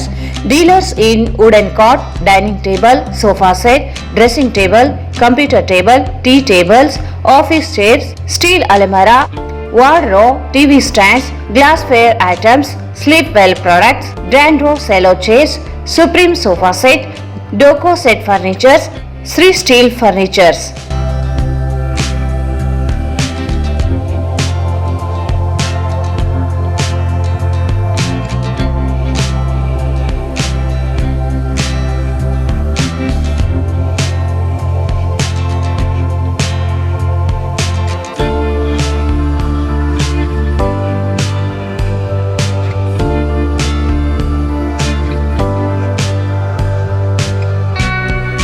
For more details, contact Bharat Furnitures, CPS Complex, opposite Shiva Mandir, Patel Road, Raichur. Mobile 9880024095. Sri Raghavendra Tuppa, Sri Raghavendra Ghee, Sri Raghavendra Tuppa, Sri Raghavendra ghee. ಮತ್ತೊಮ್ಮೆ ವಾರ್ತೆಗಳಿಗೆ ಸ್ವಾಗತ. ದೇದುರ್ಗ ತಾಲೂಕಿನ Kakarkal toll ಸಂಗ್ರಹ ಪ್ರಾರಂಭವಾಗಿರುವುದನ್ನು ವಿರೋಧಿಸಿ ಜನರು ಪ್ರತಿರೋಧಿಸಿದ್ದಾರೆ. ಆದರೆ ಶಾಸಕಿ ಕರಿಯಮ್ಮ ನಾಯಕ್ ಅವರ ಪುತ್ರ, ತಮ್ಮ ಸೇರಿ 7 ಜನರ ವಿರುದ್ಧ ದುರುದ್ದೇಶಪೂರ್ವಕವಾಗಿ ಕೇಸ್ ದಾಖಲಿಸಲಾಗಿದೆ ಎಂದು ಜೆಡಿಎಸ್ ಜಿಲ್ಲಾಧ್ಯಕ್ಷ ಎಂ ವಿರೂಪಾಕ್ಷ ಆರೋಪಿಸಿದರು. ಅವರು ಇಂದು ಮಾಧ್ಯಮಗೋಷ್ಠಿಯನ್ನು ಉದ್ದೇಶಿಸಿ ಮಾತನಾಡಿ, ಸಾರ್ವಜನಿಕರು ವಿವಿಧ ಸಂಘಟನೆಗಳ ಪ್ರತಿರೋಧದ ಮಧ್ಯೆ ಟೋಲ್ ಸಂಗ್ರಹ ಪ್ರಾರಂಭಿಸಲಾಗಿದೆ. ರಸ್ತೆಯಲ್ಲಿ ಮೂಲಭೂತ ಸೌಕರ್ಯ ಒದಗಿಸದೆ ಶುಲ್ಕ ಸಂಗ್ರಹಿಸುತ್ತಿರುವುದು ಅವೈಜ್ಞಾನಿಕ ಕ್ರಮವಾಗಿದೆ. 2017ರಲ್ಲಿ ಟೋಲ್ ಗೇಟ್ ಸಂಗ್ರಹಿಸಲು ಆದೇಶಿಸಲಾಗಿದೆ. ಟೆಂಡರ್ ಅವಧಿ ಪೂರ್ಣಗೊಂಡ ನಂತರ ಟೋಲ್ ಸಂಗ್ರಹ ಪ್ರಾರಂಭಿಸಲಾಗಿದೆ. ರಸ್ತೆಯಲ್ಲಿ ಮೂಲಭೂತ ಸೌಕರ್ಯಗಳೇ ಇಲ್ಲ. ಪಾದಚಾರಿ ರಸ್ತೆ, ವಾಹನಗಳ ನಿಲುಗಡೆಗೆ ಸ್ಥಳೀಯ ಜನರಿಗೆ ರಸ್ತೆಯೇ ನಿರ್ಮಿಸಿಲ್ಲ.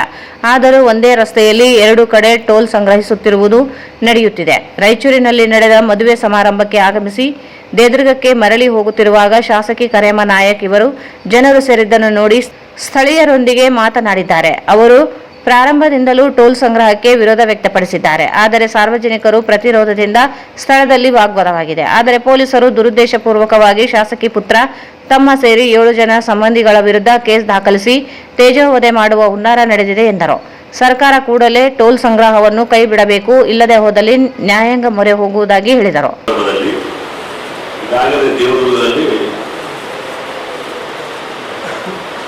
ಟೋಲ್ ಗೇಟಿನ ಬಗ್ಗೆ, ಟೋಲ್ ಶುಲ್ಕ ಸಂಗ್ರಹದ ಬಗ್ಗೆ ಅಲ್ಲಿರ್ತಕ್ಕಂಥ ರೈತ ಸಂಘಟನೆಗಳು, ಕಮ್ಯುನಿಸ್ಟ್ ಪಾರ್ಟಿ, DSP, ದಲಿತ ಸಂಘ ಸಂಸ್ಥೆಗಳು, ಎಲ್ಲ ಸಂಘಟನೆಗಳು ನಿರಂತರವಾಗಿ ಹೋರಾಟವನ್ನು ಕೈಗೆತ್ತಿಕೊಂಡು ಪತ್ರಿಕಾಗೋಷ್ಠಿಗಳನ್ನು ಮಾಡಿ ಸರ್ಕಾರಕ್ಕೆ, ಜಿಲ್ಲಾಧಿಕಾರಿಗಳಿಗೆ ಮನವಿ ಪತ್ರಗಳನ್ನು ಕೊಟ್ಟಿರ್ತಕ್ಕಂಥದ್ದು.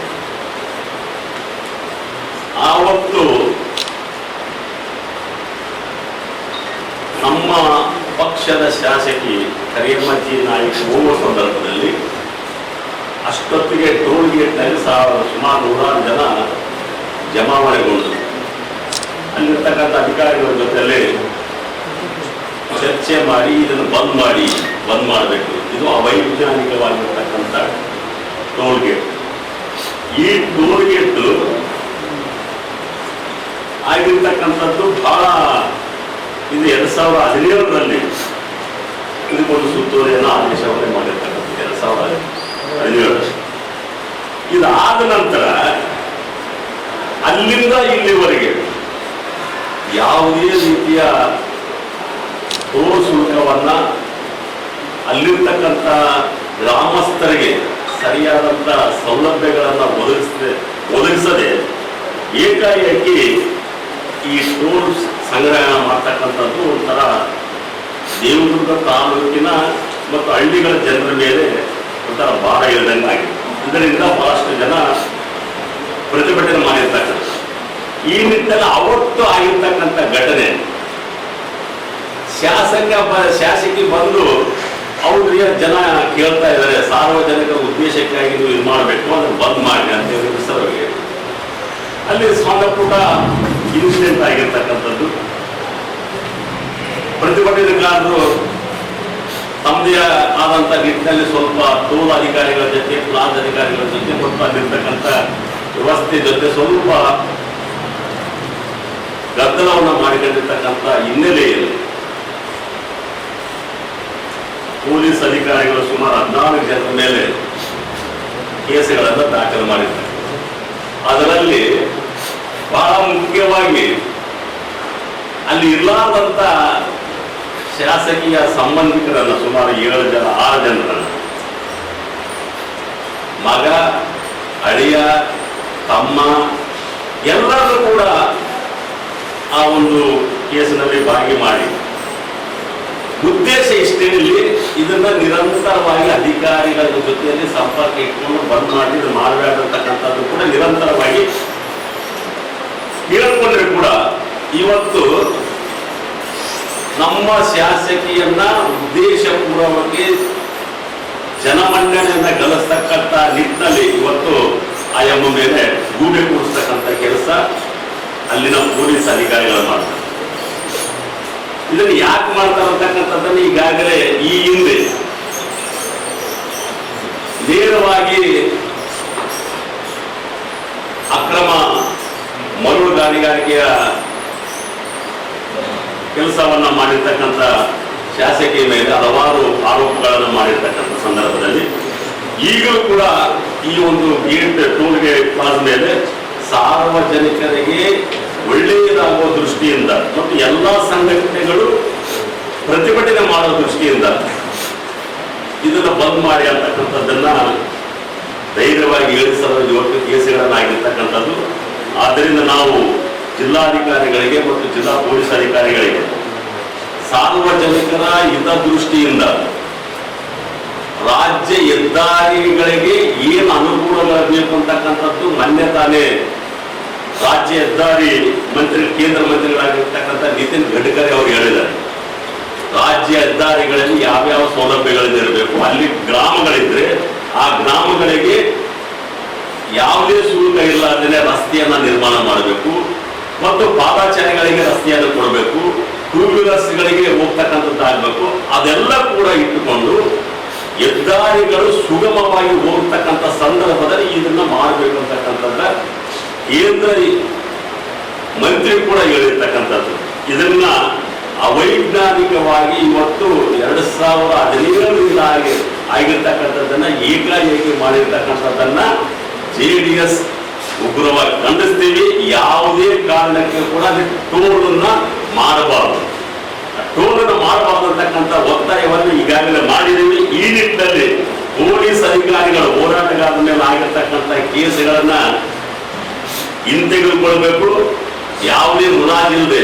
ಯಾಕಂತ ಹೇಳಿದ್ರೆ ಇವತ್ತು ನಾವು ಹೋರಾಟಗಾರರನ್ನು ಮಾಡಿರ್ತಕ್ಕಂಥ ಸಾರ್ವಜನಿಕ ಹಿತದೃಷ್ಟಿಯಿಂದ ಮತ್ತು ಅಲ್ಲಿನ ಗ್ರಾಮಗಳಿಗೆ ಅನುಕೂಲವಾದ ದೃಷ್ಟಿಯಿಂದ ಮತ್ತು ರಾಜ್ಯ ಹೆದ್ದಾರಿಯ ನಿಯಮಗಳನ್ನ ಮೀರಿ ಮಾಡಿರ್ತಕ್ಕಂಥದ್ದನ್ನ ನಾವು ಖಂಡಿಸಿದ್ದೀವಿ. ಈಗಾಗಲೇ ಈ ನಿಟ್ಟಿನಲ್ಲಿ ಇವತ್ತು ಜಿಲ್ಲಾ ಪೊಲೀಸ್ ಅಧಿಕಾರಿಗಳಿಗೆ ನಾವು ಭೇಟಿಯಾಗಿ, ಜಿಲ್ಲಾಧಿಕಾರಿಗಳಿಗೆ ಭೇಟಿಯಾಗಿ ನಾವು ಏನು ಹೋರಾಟಗಾರರ ಮೇಲೆ ಆಗಿರ್ತಕ್ಕಂಥ ಕೇಸುಗಳನ್ನ ಕೂಡ ವಾಪಸ್ ಆಗಬೇಕು, ರಾಜ್ಯ ಹೆದ್ದಾರಿಯ ನಿಯಮಗಳನ್ನ ಪಾಲನೆ ಮಾಡಿಕೊಂಡು ಆ ಒಂದು ಕೆಲಸ ಮಾಡಬೇಕು. ಆ ನಿಟ್ಟಿನಲ್ಲಿ ಹಳ್ಳಿಗಳಿಗೆ ಹೋಗ್ತಕ್ಕಂಥ ಜನರಿಗೆ ಶುಲ್ಕ ಭರಿಸ್ತಕ್ಕಂಥ ಇದನ್ನ ಮಾಡಬಾರ್ದಕ್ಕಂಥ ಒತ್ತಾಯವನ್ನ ನಾವು ಜೆಡಿಎಸ್ ಮುಖಂಡ ಶರಣಗೌಡ ಸುಂಕೇಶ್ವರಹಾಳ್ ಮಾತನಾಡಿ, ಈ ಹಿಂದೆ ಶಾಸಕರಾಗಿದ್ದ ಕೆ ಶಿವನಗೌಡ ಅವಧಿಯಲ್ಲಿ ಟೋಲ್ ಸಂಗ್ರಹಕ್ಕೆ ಅವಕಾಶ ನೀಡಲಾಗಿದೆ. ಜಾಲಹಳ್ಳಿ ಮತ್ತು ಕಾಕರ್ಕಲ್ ಬಳಿ ಟೋಲ್ ಗೇಟ್ ಪ್ರಾರಂಭಿಸಲಾಗಿದೆ. ಆದರೆ ಟೋಲ್ ಶುಲ್ಕ ಸಂಗ್ರಹಿಸಲು ಮಾರ್ಚ್ 15ರಂದು ಟೆಂಡರ್ ಅವಧಿ ಪೂರ್ಣಗೊಂಡಿದೆ. ಬೇರೆ ಟೆಂಡರ್ ನಡೆಯದೆ ಶುಲ್ಕ ಸಂಗ್ರಹಿಸಲಾಗುತ್ತಿದೆ. ಅವೈಜ್ಞಾನಿಕವಾಗಿ ಹಾಗೂ ರಸ್ತೆಯಲ್ಲಿ ಸೌಕರ್ಯ ಒದಗಿಸದೆ ಶುಲ್ಕ ಸಂಗ್ರಹ ಪ್ರಯಾಣಿಕರಿಗೆ ನಿತ್ಯವೂ ಕಿರಿಕಿರಿಯಾಗುತ್ತಿದೆ. ಸಾರ್ವಜನಿಕರ ಪ್ರತಿರೋಧ ಮಧ್ಯೆ ಟೋಲ್ ಸಂಗ್ರಹಿಸುತ್ತಿರುವುದು ಖಂಡನೀಯವಾಗಿದೆ. ಜನರ ಪರವಾಗಿ ಶಾಸಕಿ ಕರಿಯಮ್ಮ ನಾಯಕ್ ಪ್ರಶ್ನಿಸಿದ್ದಾರೆ. ಆದರೆ ಪೊಲೀಸರು ದುರುದ್ದೇಶಪೂರ್ವಕವಾಗಿ ಸಾರ್ವಜನಿಕರ ಮೇಲೆ ಕೇಸ್ ದಾಖಲಿಸಲಾಗಿದೆ ಎಂದರು. ಒಂದೇ ರಸ್ತೆಯಲ್ಲಿ 2 ಕಡೆ ಶುಲ್ಕ ಸಂಗ್ರಹಿಸುವ ಅವಕಾಶ ಕಾನೂನಿನಲ್ಲಿ ಇಲ್ಲ ಎಂದು ಎನ್ ಶಿವಶಂಕರ್ ಹೇಳಿದರು. ರಸ್ತೆ ನಿಯಮಗಳಂತೆ 60 ಕಿಲೋಮೀಟರ್ ಒಳಗಡೆ 2 ತೆರಿಗೆ ಪಾವತಿಸಬೇಕಾಗುತ್ತದೆ. ಜಾಲಹಳ್ಳಿ ಮತ್ತು ಕಾಕರ್ಕಲ್ನಲ್ಲಿ ಪ್ರಯಾಣಿಕರು 2 ಬಾರಿ ಶುಲ್ಕ ನೀಡಬೇಕೆನ್ನುವ ಕಾನೂನು ವಿರೋಧಿಯಾಗಿದೆ ಎಂದರು. ಸರ್ಕಾರ ಆದೇಶಿಸಿದೆ. ನಾನು ಅದಕ್ಕೆ ಸ್ಪಷ್ಟೀಕರಣ ಕೊಡೋದಕ್ಕೆ ಬಯಸ್ತೀನಿ. ಯಾಕಂದರೆ ಯಾವಾಗಾಗಿದೆ 2017ರಲ್ಲಿ ಜೀವ ಆಡ್ತಾ ಇದೆ ಟೋಲ್ಗೆ ಸಂಗ್ರಹ ಮಾಡೋದು. ಅದಾದ ನಂತರದಲ್ಲಿ ಇಂದಿನ ಶಾಸಕರು KIBC ಅಧ್ಯಕ್ಷರಿದ್ದಾಗ ಆ ಟೋಲ್ ಗೇಟ್ಗೆ ಟೆಂಡರ್ ಆಗಿರುತ್ತೆ. ನೀವು ದಾಖಲಾತಿಗಳನ್ನು ಕೊಡ್ತೀನಿ ಬೇಕಿದೆ. ಟೆಂಡರ್ ಆಗಿರುತ್ತೆ. ಟೆಂಡರ್ ಆಗಿರುತ್ತೆ. ಆ ಟೆಂಡರ್ ಆಗಿರೋದನ್ನ 2 ಸಲ ಅಂದರೆ 2 ಸಲ ರದ್ದುಪಡಿಸ್ತಾರೆ ಟೆಂಡರ್. 3ನೇ ಸಲ ಟೆಂಡರ್ ಆಗುತ್ತೆ. ಯಾವಾಗ ಆಗುತ್ತೆ? 4/8/2022ರಲ್ಲಿ ನೋಟಿಫಿಕೇಶನ್ ಆಗ್ತದೆ. ಏನು ಜಾಲಹಳ್ಳಿ ಮತ್ತು ಕಾಕರಕಲ್ಲು ಟೋಲ್ ಸಂಗ್ರಹಕ್ಕೆ KIBCಯಿಂದ ನೋಟಿಫಿಕೇಶನ್ ಆಗುತ್ತೆ. ಸೊ ಅದಾದ ನಂತರ ಇಲ್ಲಿವರೆಗೂ ಕೂಡ ಟೋಲ್ ಸಂಗ್ರಹ ಅಲ್ಲಿ ಯಾವುದೇ ಕಾಮಗಾರಿ ನಡೆದಲ್ಲ ಏನು ನಡೆದ. ಈಗೇನಂತಂದ್ರೆ ಏಕಾಏಕಿ ಅದು ಅವಧಿ 2025 ಮಾರ್ಚ್ 31ಕ್ಕೆ ಆ ಟೆಂಡರ್ ಅವಧಿ ಮುಗಿದಿರುತ್ತೆ. ಯಾವುದು ಭಾರತಿ ಕನ್ಸ್ಟ್ರಕ್ಷನ್ ಎಂಬ ಕಂಪನಿ ಆಸಾಮ್ ಕಂಪನಿಗೆ ಈ ಟೋಲ್ ಸಂಗ್ರಹದ ಜವಾಬ್ದಾರಿ ಹೊಣೆಯನ್ನು ವಹಿಸಿರ್ತಾರೆ. ಯಾರು KIBC ಒಂದು ನಾವೇನಂತಂದ್ರೆ ಯಾವುದೇ ಒಂದು ನಿಗಮ KIBC ನಿಗಮದವರು ಈ ಯಾಕಂದ್ರೆ ಮರುಡಾಂಬರೀಕರಣ ರಸ್ತೆ ಏನು ಮಾಡಿದಾರಲ್ಲ ಅಭಿವೃದ್ಧಿಪಡಿಸಿದ ನಂತರ ಸಾರ್ವಜನಿಕವಾಗಿ ಒಂದು ನೋಟಿಸ್ ಮಾಡಬೇಕು, ಟೆಂಡರ್ ಕರಿಬೇಕು, ಸರ್ಕಾರದ ನಿಯಮಗಳನ್ನು ಪಾಲನೆ ಮಾಡಬೇಕು ಅನ್ನೋದು ನಿಮ್ಗೆ ಗೊತ್ತು, ನಮ್ಗೆ ಗೊತ್ತು, ಎಲ್ಲರಿಗೂ ಗೊತ್ತು. ಏನು ಮಾಡ್ತಾರೆ ಇವರು ಏನಂತಾರೆ ಅಧಿಕಾರಿಗಳು ನಿಮ್ಗೆ ಯಾವ ರೀತಿ ಟೆಂಡರ್ ಆಗಿದೆ ಎಲ್ಲಿವರೆಗೆ ಆಗಿದೆ ಅಂತ ಕೇಳಿದ್ರೆ ಮಾಹಿತಿ ಕೇಳಿದ್ರೆ ಏನು ಮಾಡ್ತಾರೆ, ಒಬ್ಬ ಚೀಫ್ ಎಕ್ಸಿಕ್ಯೂಟಿವ್ ಇಂಜಿನಿಯರ್ KIBC ಅಧಿಕಾರಿಗಳು ಕೈಲೇ ಬರುವಂಥ ಟೆಂಡರ್ಗಳನ್ನು ಕೊಡ್ತಾರೆ. ಇಲ್ಲಿಂದ ಇಲ್ಲಿವರೆಗೆ ಯಾವುದೇ ಇಲಾಖೆಯಲ್ಲಿ ಕೈಲಿಂದ ಬಂದಿರತಕ್ಕಂಥ ಟೆಂಡರ್ಗಳು ನೀವು ನೋಡಿದಲ್ಲ ಅವಧಿಗಳನ್ನು ಇವತ್ತಿವರೆಗೂ ನೀವು ನೋಡಿಲ್ಲ, ನಾವು ಸಹ ನೋಡಿಲ್ಲ. ಯಾಕಂದ್ರೆ ಯಾವ ಡೇಟ್ನಿಂದ ಯಾವ ಡೇಟ್ವರೆಗೆ ಅಂತ 3 ವರ್ಷದ ಗುತ್ತಿಗೆ ಏನಪ್ಪ ಅಂತಂದ್ರೆ ಕೈಲಿಂದ ಬರೆದುಕೊಳ್ತಾರೆ. 2017 ತನಕ ಮತ್ತೆ ನಿಮ್ಗೆ ಎಕ್ಸ್ಟೆಂಡ್ ಮಾಡಿದ್ದೀವಿ. KIBC ಅಧಿಕಾರಿಗಳು ಏನು ಮಾಡ್ತಾರೆ, ಅಪ್ಲೋಡ್ ಮಾಡ್ತಾರೆ. ಫೆಬ್ರವರಿ ತಿಂಗಳಲ್ಲಿ ಏನು ಮಾಡ್ತಾರೆ ಅಂತಂದ್ರೆ ಭಾರತಿ ಕನ್ಸ್ಟ್ರಕ್ಷನ್ಗೆ ನಾವು ಎಲ್ಲಿಂದ ಕೊಡ್ತೀವಿ ಅಂತಂದ್ರೆ 15/7/2024ಕ್ಕೆ ಇಲ್ಲಿಗೆ ಟೆಂಡರ್ ಕೊಟ್ಟಿದ್ದೀವಿ. 14/11/2023ಕ್ಕೆ 19/8/2024ಕ್ಕೆ ನಾವು ಇದು ಮಾಡಿದ್ದೀವಿ. 1/10/2024ರಿಂದ ಸ್ಟಾರ್ಟ್ ಮಾಡ್ತೀವಿ ಅಂತ ಅವ್ರಿಗೆ ಕೊಟ್ಟಿದ್ದಾರೆ. ಬಟ್ ಈಗೇನಂತಂದ್ರೆ ಎಲ್ಲಿಯಿಂದ ಎಲ್ಲಿವರೆಗೆ ಎಷ್ಟು ವರ್ಷದವರೆಗೆ ಈ ಕಂಪನಿಗೆ ನಾವು ಗುತ್ತಿಗೆ ಕೊಡ್ತೀವಿ ಅಂತ ಮೆನ್ಷನ್ ಮಾಡೋದು ಅಧಿಕಾರಿಗಳೇ. ಈಗ 2024ರಲ್ಲಿ ಕೊಟ್ಟಿದ್ದಾರಲ್ವಾ? ಕೊಟ್ಟಿದ್ದಾರೆ. ಎಷ್ಟು ವರ್ಷ ಅಂತ ಬೇಕಲ್ಲ, ಯಾವ ಕಂಪನಿಗೆ ಎಷ್ಟು ಅಗ್ರಿಮೆಂಟ್ ಕಾಪಿ ಬೇಕಲ್ಲ. ಕ್ವಶನ್ ಮಾಡಿ ನಾನು ಇದರಲ್ಲಿ ಅದೆಲ್ಲ ಇರಂಗಿಲ್ಲ. ಸಂಪೂರ್ಣವಾಗಿ ನಿಮ್ಗೆ ಏನಾದರೂ 2 ಟೋಲ್ ಮಾಡಿದ್ದಾರೆ. ಆ ಕಾಯ್ದೆ ಏನು ಹೇಳ್ತದೆ ಅಂತಂದ್ರೆ ಯಾವುದೇ ಒಂದು ಟೋಲ್ ಮಿನಿಮಮ್ 60 ಕಿಲೋಮೀಟರ್ ದಾಟಿದ್ರೆ ಇನ್ನೊಂದು ಟೋಲ್ ಇರಬೇಕು. ಇಲ್ಲಿ ಏನಾಗಿದೆ ಅಂತಂದ್ರೆ ನಿಯಮಗಳನ್ನ ರೂಲ್ಸ್ ಮಾಡಬೇಕಾಗಿತ್ತು. 2 ಟೋಲ್ ಮಾಡಾಗಿದ್ರೆ ಅದು ಏನಾಗುತ್ತೆ ಅಂತಂದ್ರೆ ಮೊನ್ನೆ ನಮ್ಮ MP ಲೋಕಸಭಾ ಕ್ಷೇತ್ರದ ಕುಮಾರ್ ನಾಯಕ್ ಅವರು ಸಹ ಅವರೊಂದು ದಿನಾಂಕ ಸಚಿವರಿಗೆ ಪತ್ರ ಬರೀತಾರೆ, ಅದು ಓದ್ಬಿಡ್ತೀನಿ. 2/4/2025 ಒಂದು ಲೆಟರ್ ಬರೀತಾರೋ ಯಾರು ಕುಮಾರ್ ನಾಯಕ್ ಅವರು ಯಾರಿಗೆ ಇವರಿಗೆ ಸತೀಶ್ ಜಾರಕಿಹೊಳಿ ಅವರಿಗೆ. ಅವ್ರು ಏನು ಹೇಳ್ತಾರೆ ಒಳಗಡೆ 2 ತಾಲೂಕಿನ ಸುಮಾರು 77 ಕಿಲೋಮೀಟರ್ ಅಂತರದಲ್ಲಿ ಇಸ್ ವೆರಿ ಇಂಪಾರ್ಟೆಂಟ್ ಅಂತರದಲ್ಲಿ 2 ಕಡೆ ಟೋಲ್ಗಳನ್ನು ಹೊರಡಿಸಿದ್ದು ಈ ರಸ್ತೆ ಜಿಲ್ಲಾ ಹೆದ್ದಾರಿ ರಸ್ತೆಯಾಗಿದ್ದು ಜಿಲ್ಲಾ ನೀವು ಅದನ್ನೇ ಯಾವಾಗಲೂ ಕನ್ಫ್ಯೂಸ್ ಮಾಡ್ತೀವಿ. ರಾಷ್ಟ್ರೀಯ ಹೆದ್ದಾರಿ ಅಲ್ಲ, ರಾಜ್ಯ ಹೆದ್ದಾರಿ ಅಲ್ಲ, ಇದು ಜಿಲ್ಲಾ ಹೆದ್ದಾರಿ. ಜಿಲ್ಲಾ ಹೆದ್ದಾರಿ ಮಾಡೋದಂತ ಬಳಕೆದಾರರ ಸಂಘ ಏನು ಶುಲ್ಕ ಏನು ನೀವು ನಿರ್ಣಯ ಮಾಡ್ಬೇಕಂತಂದ್ರೆ ಆ ಜಿಲ್ಲೆಯ ಮೊದಲು ಜಿಲ್ಲಾಧಿಕಾರಿಗಳು ಒಂದು ಸಭೆ ಕರೆದು ಸಾರ್ವಜನಿಕರ ಸಭೆ ಕರೆದು ಆ ಭಾಗದವ್ರನ್ನ ಒಂದು ಸಭೆ ಕರೆದು ತಕರಾರಿಗೆ ಬಂದು ಅರ್ಜಿ ಸಲ್ಲಿಸಕ್ಕೆ ಟೈಮ್ ಕೊಡ್ಬೇಕು, ಕಾಲಾವಕಾಶ. ಒಂದು ವೇಳೆ ಟೋಲ್ ನಿಮ್ಗೆ ಸರಿ ಇಲ್ಲ, ಇದು ಯಾವ ಟೆಂಡರ್ ನೀವು ಮಾಡಿದ್ರೆ 2015ರಲ್ಲಿ ಇದಕ್ಕೆ ಮಾಡಿದ್ರೆ ಇಲ್ಲಿನ ಅವರು ಶಾಸಕರಿದ್ದರು, ಅವ್ರ ಅಧ್ಯಕ್ಷರಲ್ಲಿ ಮಾಡಿದರು, ತಾವೇ ಅದನ್ನು ತಗೋಬೇಕಂತೇಳಿ ಅವಸರವಾಗಿ ಮಾಡಿದ್ದಾರೆ. ಆದರೆ ಯಾವುದೇ ಒಂದು ರೂಲ್ಸ್ ಪ್ರಕಾರ ನಾವು ಮಾಡ್ಬೇಕಂತಂದ್ರೆ ಜಿಲ್ಲಾ ಹೆದ್ದಾರಿ ನೀವು ಬೋರ್ ಮಾಡ್ಬೇಕಾದ್ರೆ ಕಂಪಲ್ಸರಿ ನೀವು ಅಲ್ಲಿ ಸ್ಥಳೀಯರ ಮೇಲೆ ಆಕ್ಷೇಪಣೆ. ವೇದಿಕೆಯಲ್ಲಿ ಬಿ ತಿಮ್ಮಾರೆಡ್ಡಿ, ರಾಮಕೃಷ್ಣ, ನರಸಪ್ಪ ಆಶಾಪುರ್, ಮರಣ್ಣ, ರಘುನಾಥ್ ರೆಡ್ಡಿ, ಚನ್ನಪ್ಪ ಇದ್ದರು. ಕನ್ನಡ ಸಾಹಿತ್ಯ ಚರಿತ್ರೆಯಲ್ಲಿ ವಚನ ಸಾಹಿತ್ಯ, ದಾಸ ಸಾಹಿತ್ಯ ತಮ್ಮದೇ ಆದ ಕೊಡುಗೆಯನ್ನು ನೀಡಿದೆ. 12ನೇ ಶತಮಾನದಲ್ಲಿ ಬಸವಣ್ಣನವರಾದಿಯಾಗಿ ಅನೇಕ ಶರಣೆಯರು ತಮ್ಮ ಕಾಯಕದ ಮೂಲಕ ಅನುಭವವನ್ನು ವ್ಯಕ್ತಪಡಿಸಲು ಅನುಭವ ಮಂಟಪದಲ್ಲಿ ವಚನಗಳ ಪ್ರಸ್ತುತಿ ನಡೆಸುತ್ತಿತ್ತು.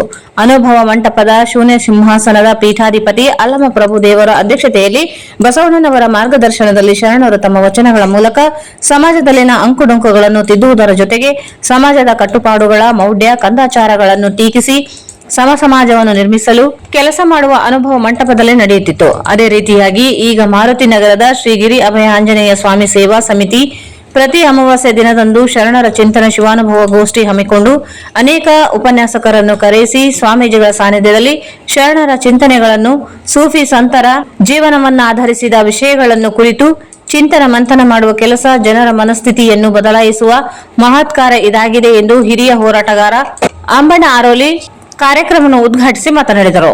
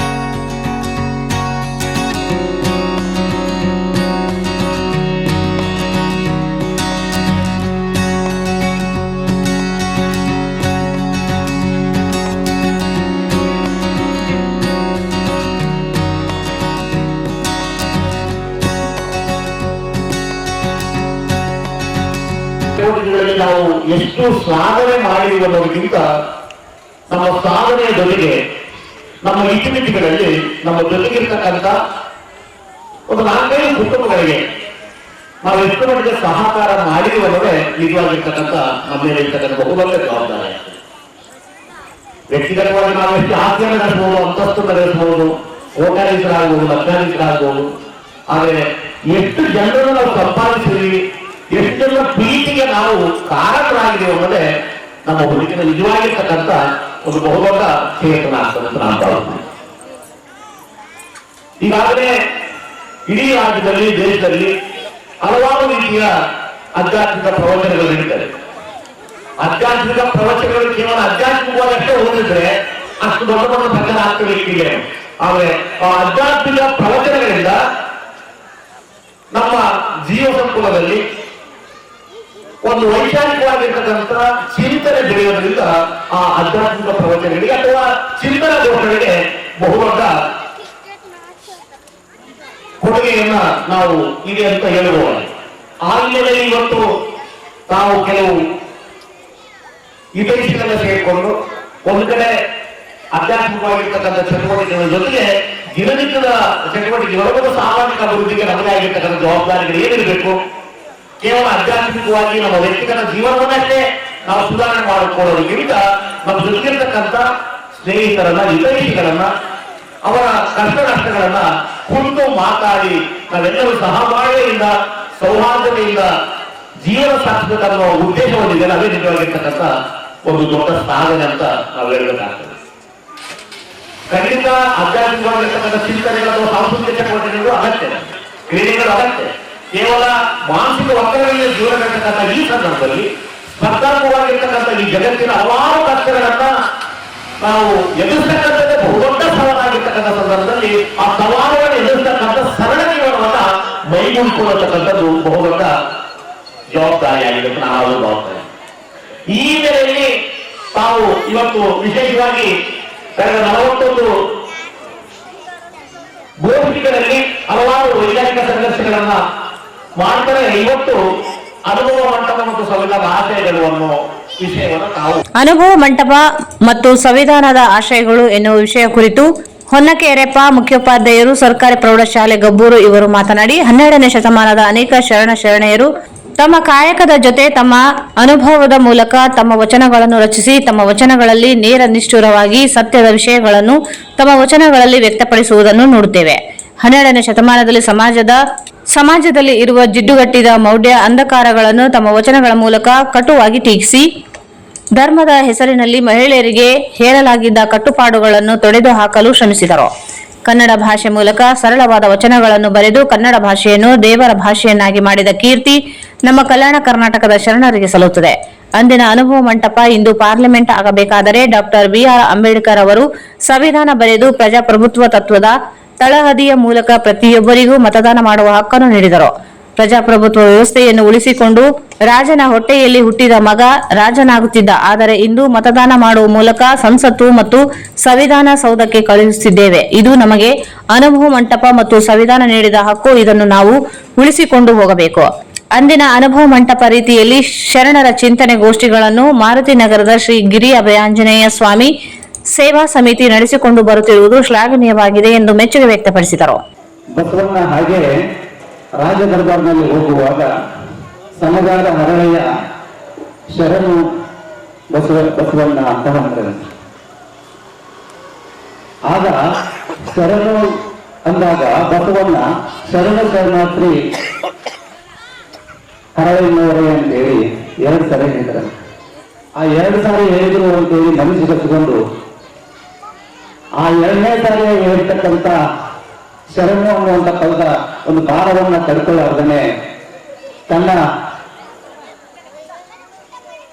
ಒಂದು ವೇದನೆಯನ್ನ ಎಲ್ಲಿ ಬಸವಣ್ಣ ಮೀಟಾಗಿದ್ರು, ಎಲ್ಲಿ ಬಸವಣ್ಣವ್ರನ್ನ ಭೇಟಿಯಾಗಿದ್ರು ಅಲ್ಲೇ ಒಂದು ದಿವಸ ಮೀಟಿರ್ಬೇಕಾರೆ ಬಸವಣ್ಣ ಇಡೀ ಕಲ್ಯಾಣದ ಭಕ್ತಿ ಭಂಡಾರಿ ಪ್ರಧಾನಮಂತ್ರಿ ನನಗೆ 2 ಸಾರಿ ಶರಣಂದ್ರಲ್ಲ ಅಂತೇಳಿ ಅಲ್ಲೇ ನಿಂತ್ಕೊಂಡು ಮನೆಯಲ್ಲಿರ್ತಕ್ಕಂಥ ಕಲ್ಯಾಣಮ್ಮ ಗಂಡ ಬರಲಿಲ್ಲ ಅಂತೇಳಿ ಕಾಯ್ತಾ ಇರ್ತಾರೆ. ಹೋಗಿ ನೋಡ್ತಾರೆ, ಅಲ್ಲೇ ನಿಂತಿರ್ತಾರೆ. ಯಾಕೆ ಮನೆಗೆ ಬರಲಿಲ್ಲ, ಇಲ್ಲೇ ನಿಂತೀರಿ ಅಂತ. ಕಲ್ಯಾಣಮ್ಮ ಅಂತಂದ್ರೆ ಹರಳೆಯನವರ ಧರ್ಮಪತ್ನಿ ಬೇರೆ, ಪತ್ನಿ ಬೇರೆ. ಗಂಡ ಹಾದಿ ತಪ್ಪಿದಾಗ ಧರ್ಮ ಮಾರ್ಗದಲ್ಲಿ ನಡೆಸುವಂತ ಹೆಂಡತಿ ಧರ್ಮಪತ್ನಿ. ಗಂಡ ಬೇರೆ ಬೇರೆ ಹವ್ಯಾಸಗಳಲ್ಲಿ ಬೆಳೆಯುವಾಗ ಧರ್ಮದ ಮಾರ್ಗದಲ್ಲಿ ಕೈ ಹಿಡಿದು ನಡೆಸುವುದು ಧರ್ಮಪತ್ನಿ. ಹಾಗಾಗಿ ಗಂಡನಿಗೆ ಸಮಸ್ಯೆ ಆಗಿತ್ತು. ಏನಂತ ಕೇಳಿದಾಗ ಬಸವಣ್ಣ ನನಗೆ 2 ಸತ ಏನು ಅಂತಂದ್ರೆ ಶರಣಾರ್ಥಿ ಅಂತ ಹೇಳಿದ್ರು, ಅದು ಒಂದು ಜಾಸ್ತಿ ಆಗೈತಿ ನನಗೆ ಅಂತ ಹೇಳಿದಾಗ ಆ ಕಲ್ಯಾಣಮ್ಮ ಅದೇನ್ರಿ ಅದಕ್ಕೆ ಉತ್ತರ ನಾನು ಹೇಳ್ತೀನಿ ಬರೀ ಮನೆಗೆ ಅಂತ ಕರ್ಕೊಂಡು ಹೋಗಿ ತನ್ನ ಎಡತೊಡೆಯ ಮತ್ತು ಆ ಗಂಡನ ಬಲತೊಡೆಯ ಒಂದು ಚರ್ಮವನ್ನ ತೆಗೆದು ಅದನ್ನ ಜೋಗ್ ಮಾಡಿ ಅವ್ರಿಗೆ ಅರ್ಪಿಸಿದ್ರೆ ಅದು ಏನಾಗುತ್ತೆ ಅಂತಂದ್ರೆ ನಮ್ಮ ಭಾರವನ್ನ ಕಳ್ಕೊಂಡಂಗಾಗುತ್ತೆ ಅನ್ನುವಂತ ಒಂದು ಸಲಹೆಯನ್ನ ನೀಡ್ತಾರೆ.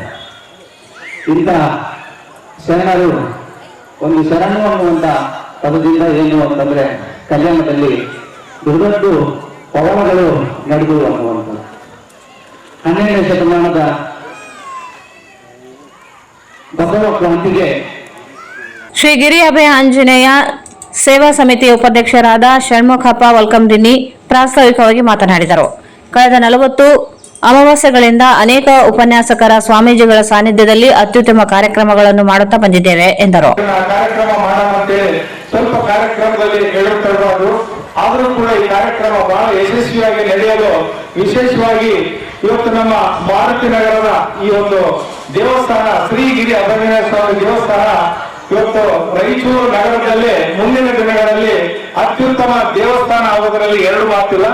ಇದರ ಒಂದು ನಮ್ಮ ದೇವಸ್ಥಾನದ ಅಧ್ಯಕ್ಷರು ಮತ್ತು ನಮ್ಮ ವಿಶೇಷವಾಗಿ ಮಾರುತಿ ನಗರ ಬಡಾವಣೆ ಎಲ್ಲಾ ಸದಸ್ಯರು ತಮ್ಮ ಮನ ಧನದೊಂದಿಗೆ ಮತ್ತು ನಮ್ಮ ಐಡಿಎಸ್ ಬಡಾವಣೆ ಇರಬಹುದು, ರಾಯಚೂರು ನಗರದ ಎಲ್ಲಾ ಖ್ಯಾತ ವಾಣಿಜ್ಯೋದ್ಯಮಗಳು ಕೂಡ ನಮ್ಮ ದೇವಸ್ಥಾನಕ್ಕೆ ತಮ್ಮ ಮನ ಧನ ಸಹಾಯ ಮಾಡಿ ಎಲ್ಲರೂ ಕೂಡ ಈ ದೇವಸ್ಥಾನ ಇವತ್ತು ಕಲ್ಲಿನ ಮೇಲಿತ್ತು.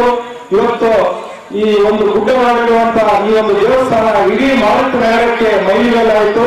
ಇದಕ್ಕೆ ಸಹಕಾರ ಕೊಟ್ಟಿರುವಂತಹ ಮಾರುತಿ ನಗರ ಬಡಾವಣೆ ಎಲ್ಲಾ ಸದಸ್ಯರು ಮತ್ತು ವಿಶೇಷವಾಗಿ ರಾಯಚೂರು ನಗರದ ಎಲ್ಲಾ ಗಣ್ಯ ವ್ಯಕ್ತಿಗಳು ದಾನ ಮಾಡಿರುವಂತ ಎಲ್ಲರೂ ಕೂಡ ಅಭಿನಂದನೆ ಸಲ್ಲಿಸುತ್ತಾ ಈಗಾಗಲೇ ಸಾಕಷ್ಟು ಸಮಯವಾದ ಕಾರಣ ಆ ಕಾರ್ಯಕ್ರಮ ಮಾಡೋಣ ಅಂತೇಳಿ ಸ್ವಲ್ಪ ಕಾರ್ಯಕ್ರಮದಲ್ಲಿ ಹೇಳುತ್ತಿರಬಾರ್ದು. ಆದರೂ ಕೂಡ ಈ ಕಾರ್ಯಕ್ರಮ ಬಹಳ ಯಶಸ್ವಿಯಾಗಿ ನಡೆಯಲು ವಿಶೇಷವಾಗಿ ಇವತ್ತು ನಮ್ಮ ಮಾರುತಿ ನಗರದ ಈ ಒಂದು ದೇವಸ್ಥಾನ ಶ್ರೀಗಿರಿ ಅಭಯಾಂಜನೇಯ ಸ್ವಾಮಿ ದೇವಸ್ಥಾನ ಇವತ್ತು ರಾಯಚೂರು ನಗರದಲ್ಲಿ ಮುಂದಿನ ದಿನಗಳಲ್ಲಿ ಅತ್ಯುತ್ತಮ ದೇವಸ್ಥಾನ ಆಗುವುದರಲ್ಲಿ ಎರಡು ಮಾತಿಲ್ಲ. ಇದರ ಒಂದು ನಮ್ಮ ದೇವಸ್ಥಾನದ ಅಧ್ಯಕ್ಷರು ಮತ್ತು ನಮ್ಮ ವಿಶೇಷವಾಗಿ ಮಾರುತಿ ನಗರ ಬಡಾವಣೆ ಎಲ್ಲಾ ಸದಸ್ಯರು ತಮ್ಮ ಮನ ಧನದೊಂದಿಗೆ ಮತ್ತು ಕಾರ್ಯಕ್ರಮದ ಅಧ್ಯಕ್ಷತೆಯನ್ನು ವಹಿಸಿ ಮಾತನಾಡಿದ ಶ್ರೀಗಿರಿ ಅಭಯಾಂಜನೇಯ ಸ್ವಾಮಿ ಸೇವಾ ಸಮಿತಿ ಅಧ್ಯಕ್ಷರಾದ ಬಿ ಬಸವರಾಜ್ ಮಾತನಾಡಿ, ಅಮಾವಾಸ್ಯೆ ದಿನದಂದು ಶರಣರ ಚಿಂತನೆ ಶಿವಾನುಭವ ಗೋಷ್ಠಿ ಹಮ್ಮಿಕೊಂಡು ಅನೇಕ ವಿಷಯಗಳನ್ನು ಇಟ್ಟುಕೊಂಡು ಅನುಭವ ಮಂಟಪ ಮಾದರಿಯಲ್ಲಿ ಅನೇಕ ವಿಷಯ ತಜ್ಞರನ್ನು ಸ್ವಾಮೀಜಿಗಳನ್ನು ಕರೆಸಿ ಜ್ಞಾನ ದಾಸೋಹದ ಜೊತೆಗೆ ಅನ್ನದಾಸೋಹ ಕಾರ್ಯಕ್ರಮವನ್ನು ಪ್ರತಿ ಅಮಾವಾಸ್ಯೆ ದಿನದಂದು ನಡೆಸಿಕೊಂಡು ಬರುತ್ತಿದ್ದೇವೆ. ಈ ಕಾರ್ಯಕ್ರಮಕ್ಕೆ ಸೇವಾ ಮನೋಭಾವನೆಯಿಂದ ರಾಯಚೂರು ನಗರದ ಅನೇಕ ಜನರು ತಮ್ಮ ಕಾಯಕದಿಂದ ಸಂಪಾದಿಸಿದ ಸ್ವಲ್ಪ ಹಣವನ್ನು ಅನ್ನದಾಸೋಹಕ್ಕೆ ನೀಡುತ್ತಿರುವುದು ಶ್ಲಾಘನೀಯವಾಗಿದೆ ಎಂದರು.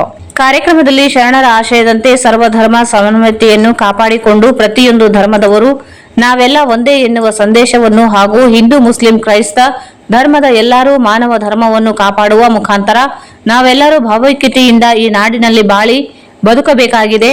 ಶರಣರ ಚಿಂತನೆಗಳ ಮೂಲಕ ನಾವೆಲ್ಲರೂ ಸಮಾನರು ಎಂಬ ಸಂದೇಶ ಈ ಕಾರ್ಯಕ್ರಮದಾಗಿದೆ ಎಂದರು. ವೇದಿಕೆ ಮೇಲೆ ಮಲ್ಲಿಕಾರ್ಜುನ ಮಸ್ಕಿ, ಹನುಮಂತಪ್ಪ ವಲ್ಕಂದಿನಿ, ಎಸ್ ಶ್ರೀನಿವಾಸ್, ಶ್ರೀಮತಿ ಪೂರ್ಣಿಮಾ, ಶಿವಪ್ಪ ಪೂಜಾರಿ, ಬಡಾವಣೆಯ ನಾಗರಿಕರು, ಸೂರ್ಯೋದಯ ವಾಕಿಂಗ್ ಕ್ಲಬ್ನ ಸದಸ್ಯರು ಇನ್ನಿತರರು ಭಾಗವಹಿಸಿದ್ದರು.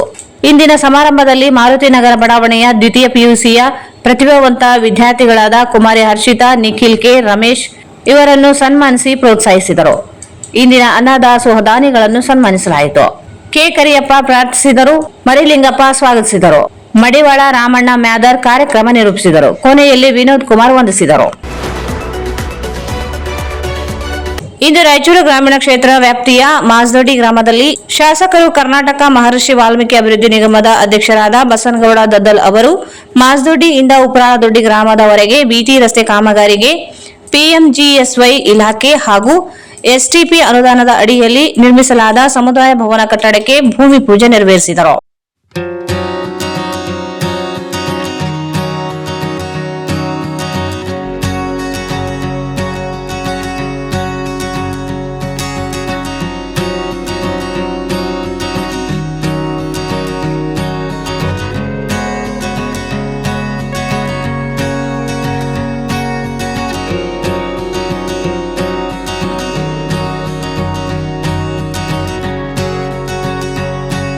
ಈ ಸಂದರ್ಭದಲ್ಲಿ ಬ್ಲಾಕ್ ಅಧ್ಯಕ್ಷರು, ಊರಿನ ಹಿರಿಯ ಮುಖಂಡರುಗಳು, ಸುತ್ತಮುತ್ತಲಿನ ಗ್ರಾಮಗಳ ಹಿರಿಯ ಮುಖಂಡರುಗಳು, ನಾಮ ನಿರ್ದೇಶನ ಸದಸ್ಯರುಗಳು, ಗ್ರಾಮ ಪಂಚಾಯತ್ ಸರ್ವ ಸದಸ್ಯರು, ಕಾರ್ಯಕರ್ತರು, ಗ್ರಾಮಸ್ಥರು ಉಪಸ್ಥಿತರಿದ್ದರು. ಈಗ ಜಾಹೀರಾತು. Raichur's biggest jewel palace. All types of jewelries available in only KTB Jewel Palace. 916 Allmark Gold Jewelries available. ವಿಶೇಷವಾಗಿ ಬಂಗಾರದ ಆಭರಣಗಳಾದ ನಮ್ಮಲ್ಲಿ ಫ್ಯಾನ್ಸಿ ಇಯರಿಂಗ್ಸ್, ಫ್ಯಾನ್ಸಿ ನೆಕ್ಲೆಸ್, ಮಾಂಗಲ್ಯ ಮತ್ತು ಬಳೆಗಳು ಇನ್ನೂ ಅನೇಕ ತರಹದ ಆಭರಣಗಳು ದೊರೆಯುತ್ತವೆ. ಬೆಳ್ಳಿಯ ಆಭರಣಗಳಾದ ಕಾಲುಂಗುರ, ಕಾಲುಗೆಜೆ, ಬೆಳ್ಳಿಯ ಪೂಜಾ ಐಟಮ್ಸ್, ವಿವಿಧ ರೀತಿಯ ಆರ್ಟಿಕಲ್ಸ್ ದೊರೆಯುತ್ತವೆ. ರಾಯಚೂರಿನಲ್ಲಿ ಮೊಟ್ಟ ಮೊದಲ ಬಾರಿಗೆ ಯುವಕರಿಗಾಗಿಯೇ ಬ್ರಾಸ್ಲೆಟ್ಸ್, ಚೈನ್ಸ್, ಉಂಗುರಗಳು, ಇನ್ನೂ ಅನೇಕ ರೀತಿಯ ಡಿಸೈನ್ಸ್ ಆಭರಣಗಳು ದೊರೆಯುತ್ತವೆ.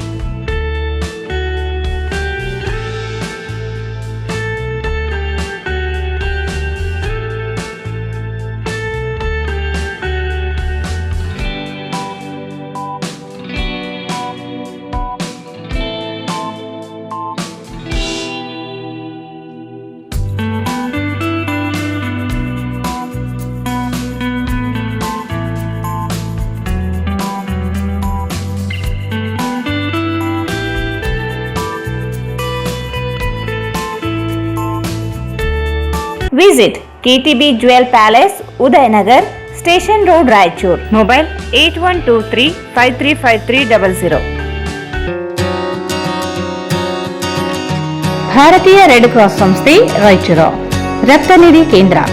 ರಕ್ತದ ಅವಶ್ಯಕತೆ ಇದ್ದಲ್ಲಿ ಕರೆ ಮಾಡಿ ಹಾಗೂ SDP ಸಿಂಗಲ್ ಡೋನರ್ ಪ್ಲಾಟಿನಸ್ ಸೇವೆ ಲಭ್ಯವಿರುತ್ತದೆ. 24 ಗಂಟೆಗಳ ಕಾಲ ಸೇವೆ ಲಭ್ಯವಿರುತ್ತದೆ.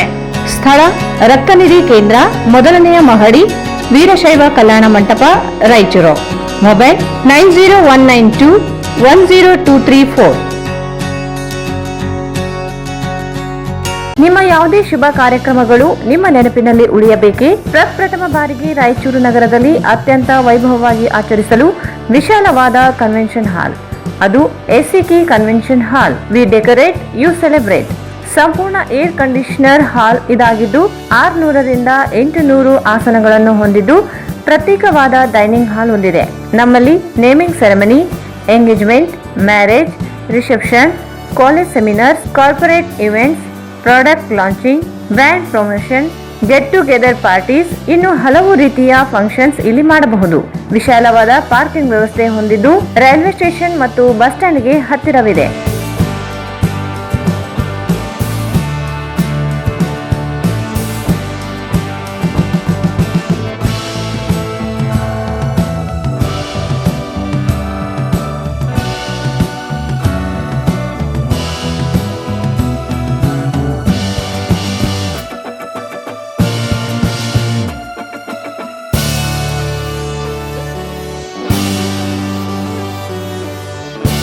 ಇಲ್ಲಿ ಭೇಟಿ ನೀಡಿ. ಎಸಿಕೆ ಕನ್ವೆನ್ಷನ್ ಹಾಲ್, Shekhar Nagar, IB road, Raichur. Mobile 9483770202. ಮತ್ತೊಮ್ಮೆ ವಾರ್ತೆಗಳಿಗೆ ಸ್ವಾಗತ. ಕಾಲೇಜು ಶಿಕ್ಷಣ ಇಲಾಖೆಯಿಂದ ಇಂದು ನಗರದ ಪ್ರಥಮ ದರ್ಜೆ ಕಾಲೇಜಿನಲ್ಲಿ ಜಾನಪದ ಉತ್ಸವ 2025 ಕಾರ್ಯಕ್ರಮವು ಅತ್ಯಂತ ಅದ್ದೂರಿಯಾಗಿ ಜರುಗಿತು. ಕಾರ್ಯಕ್ರಮದಲ್ಲಿ ಕಾಲೇಜಿನ ಉಪನ್ಯಾಸಕರು, ಬೋಧಕ ವೃಂದ, ಸಿಬ್ಬಂದಿ ಹಾಗೂ ಕಾಲೇಜಿನ ವಿದ್ಯಾರ್ಥಿಗಳು ಹಳ್ಳಿ ಜೀವನ ಶೈಲಿಯ ಪಾರಂಪರಿಕ ಉಡುಗೆ ತೊಡುಗೆಗಳಲ್ಲಿ ಕಂಗೊಳಿಸುತ್ತಾ ಉತ್ಸವದಲ್ಲಿ ಸಂಭ್ರಮದಿಂದ ಭಾಗಿಯಾದರು. ಇದೇ ವೇಳೆ ಕಾಲೇಜಿನ ಉಪನ್ಯಾಸಕ ಪ್ರಾಣೇಶ್ ಮಾತನಾಡಿ, ವಿದ್ಯಾರ್ಥಿಗಳಿಗೆ ಹಳ್ಳಿ ಸೊಗಡು, ದೇಶ ಹಾಗೂ ರಾಜ್ಯದ ಸಂಸ್ಕೃತಿ ಹಾಗೂ ಸಂಸ್ಕಾರಗಳ ಕುರಿತು ಜ್ಞಾನ ಹೆಚ್ಚಾಗಲಿ ಎನ್ನುವ ದೃಷ್ಟಿಯಿಂದ ಸರ್ಕಾರ ಜಾನಪದ ಉತ್ಸವವನ್ನು ಕಾಲೇಜು ಮಟ್ಟದಲ್ಲಿ ನಡೆಸುತ್ತಿದೆ. ಇದರಿಂದ ವಿದ್ಯಾರ್ಥಿಗಳಲ್ಲಿ ಸಂಸ್ಕೃತಿಯ ಬಗ್ಗೆ ಅರಿವು ಮೂಡಿಸಿದಂತಾಗುತ್ತದೆ ಎಂದು ತಿಳಿಸಿದರು. ಎಲ್ರಿಗೂ ನಮಸ್ಕಾರ. ಕರ್ನಾಟಕ ರಾಜ್ಯ ಸರ್ಕಾರ ಮತ್ತು ಕಾಲೇಜು ಶಿಕ್ಷಣ ಇಲಾಖೆ ವತಿಯಿಂದ ಜಾನಪದ ಸಂಭ್ರಮ ಅಥವಾ ಉತ್ಸವ 2025 ಅಂತ ಹೇಳಿ ಒಂದು ಆಚರಣೆಯನ್ನು ಎಲ್ಲ ಸರ್ಕಾರಿ ಪ್ರಥಮ ದರ್ಜೆ ಕಾಲೇಜುಗಳಲ್ಲಿ ಮಾಡಲಾಗುತ್ತಿದೆ. ಅಂತೆಯೇ ನಮ್ಮ ಮಾನ್ಯ ಪ್ರಾಚಾರ್ಯರಾದ ಪ್ರೊಫೆಸರ್ ಎಕ್ಕಣ್ಣ ಅವರ ನೇತೃತ್ವದಲ್ಲಿ ಮತ್ತು ಎಲ್ಲ ಉಪನ್ಯಾಸಕ ಮಿತ್ರರ ಸಹಯೋಗದಲ್ಲಿ ಮತ್ತು ವಿದ್ಯಾರ್ಥಿಗಳ ಹುಮ್ಮಸ್ಸು ಸಂಭ್ರಮದ ಆಚರಣೆಯಿಂದಾಗಿ ಇವತ್ತು ನಾವು ಈ ಜಾಥಾ ಸಾಂಸ್ಕೃತಿಕ ಉತ್ಸವ 2025 ವಿಜೃಂಭಣೆಯಿಂದ ಆಚರಿಸ್ತಾ ಇದ್ದೀವಿ. ಇದರ ಉದ್ದೇಶ ಏನಂತಂದ್ರೆ ನಮ್ಮ ಹಳ್ಳಿಯ ಸೊಬಗು, ನಮ್ಮ ಹಳ್ಳಿಯ ಸೌಂದರ್ಯ, ಉಡುಗೆ ತೊಡುಗೆಗಳು ವಿದ್ಯಾರ್ಥಿಗಳ ಮತ್ತು ಯುವಕರ ಮಾನಸ ಪಲ್ಲಟದಿಂದ ಅಳಿಸಿ ಹೋಗಬಾರ್ದು, ಅದಕ್ಕೆ ಪುನರುತ್ಥಾನ ಆಗಬೇಕು ಅನ್ನೋ ಒಂದು ದಿಶೆಯಿಂದ ಕರ್ನಾಟಕ ಸರ್ಕಾರ ಈ ಕ್ರಮವನ್ನು ತೆಗೆದುಕೊಂಡಿದೆ. ನಾವೆಲ್ಲರೂ ಕರ್ನಾಟಕ ಸರ್ಕಾರಕ್ಕೆ ಮತ್ತು ನಮ್ಮ ಕಾಲೇಜು ಶಿಕ್ಷಣ ಇಲಾಖೆ ಪೂರ್ವಕವಾದ ಧನ್ಯವಾದಗಳನ್ನು ಹೇಳ್ತೇವೆ. ಜೊತೆಗೆ ಇದರಲ್ಲಿ ಭಾಗವಹಿಸಿದ ನಮ್ಮ ಎಲ್ಲ ಉಪನ್ಯಾಸಕರಿಗೆ, ವಿದ್ಯಾರ್ಥಿಗಳಿಗೆ ಹೃತ್ಪೂರ್ವಕ ಧನ್ಯವಾದಗಳು ಮತ್ತು ಅಭಿನಂದನೆಗಳು. ನಾನು ಪ್ರೊಫೆಸರ್ ಪ್ರಾಣೇಶ್ ಕುಲಕರ್ಣಿ, ಅರ್ಥಶಾಸ್ತ್ರ ಪಾಠ ಮಾಡ್ತೇನೆ.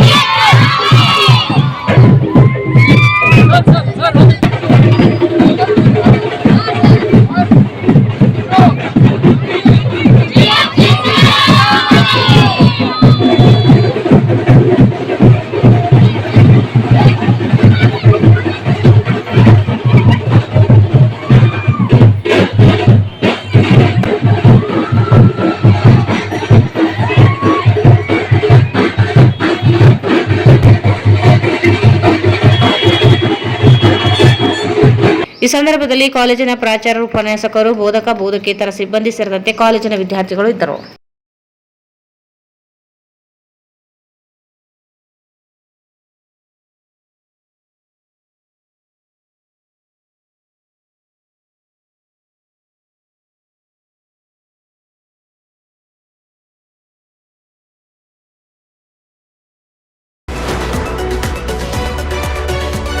ಒಳ ಮೀಸಲಾತಿ ಸಮೀಕ್ಷೆ ಕುರಿತಂತೆ ತಾಲೂಕು ಮಟ್ಟದ ಮಾಸ್ಟರ್ ಟ್ರೈನರ್ಗಳು ತರಬೇತಿಯನ್ನು ಉತ್ತಮವಾಗಿ ಪಡೆದುಕೊಂಡು ತಮಗೆ ನೀಡಿರುವ ಕೆಲಸವನ್ನು ಅಚ್ಚುಕಟ್ಟಾಗಿ ಮುಗಿಸಿಕೊಳ್ಳುವಂತೆ ಅಪರ ಜಿಲ್ಲಾಧಿಕಾರಿ ಶಿವಾನಂದ ಭಜಂತ್ರಿ ಹೇಳಿದರು.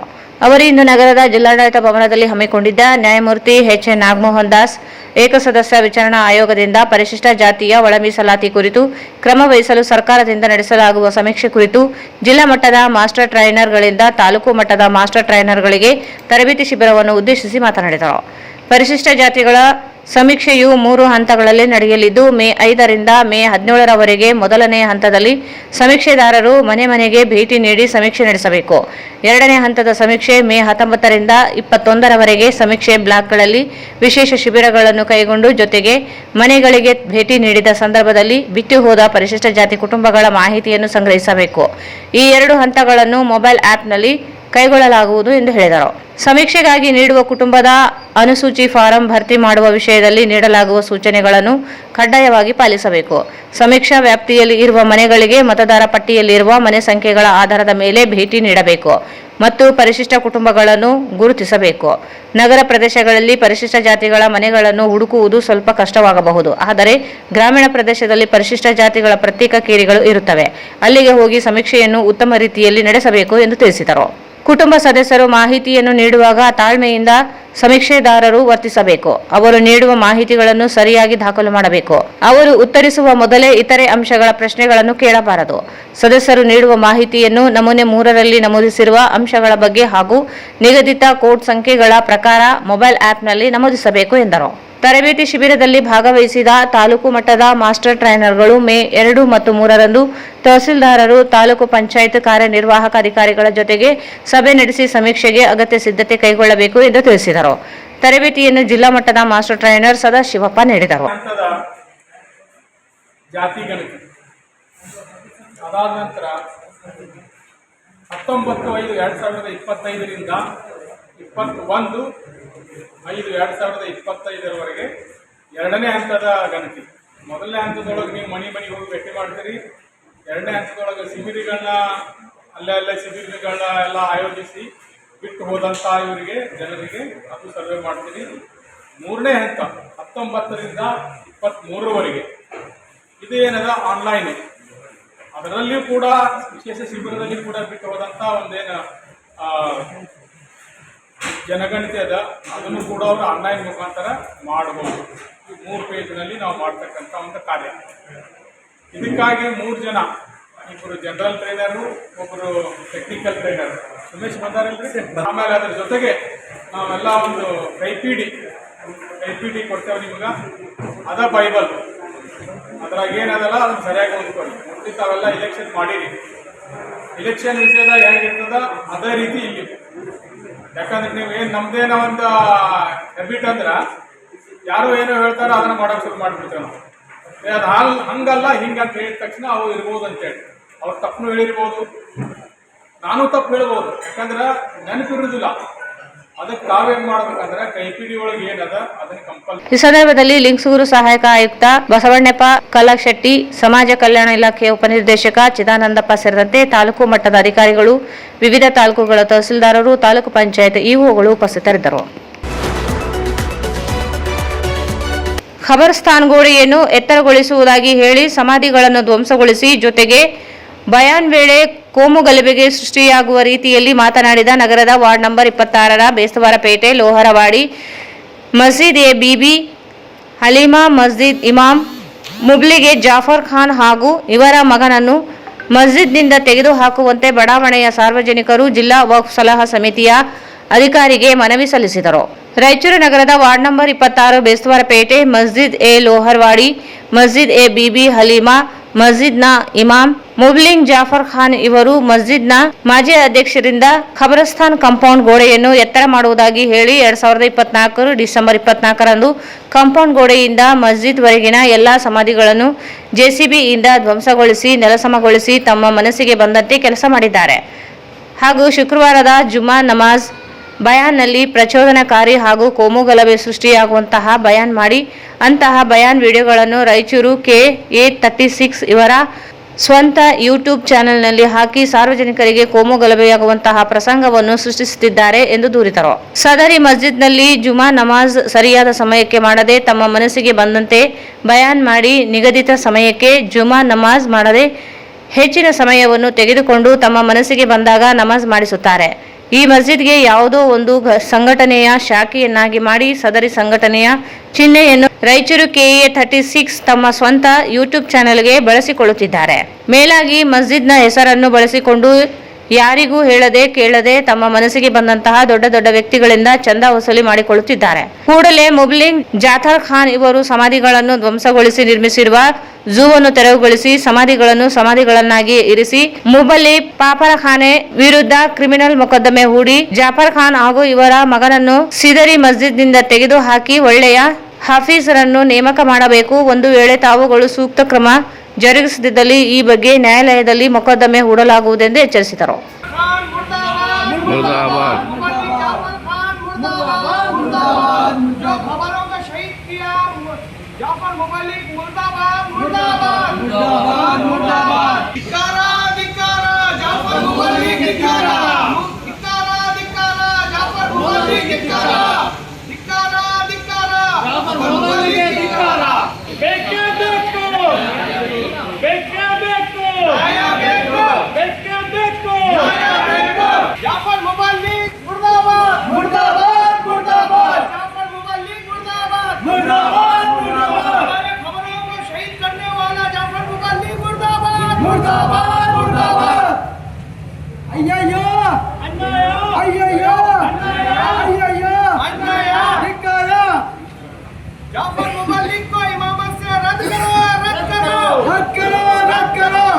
पहले इमामत से काट देना था, उसके ऊपर क्रिमिनल केस बुक करना था साहब.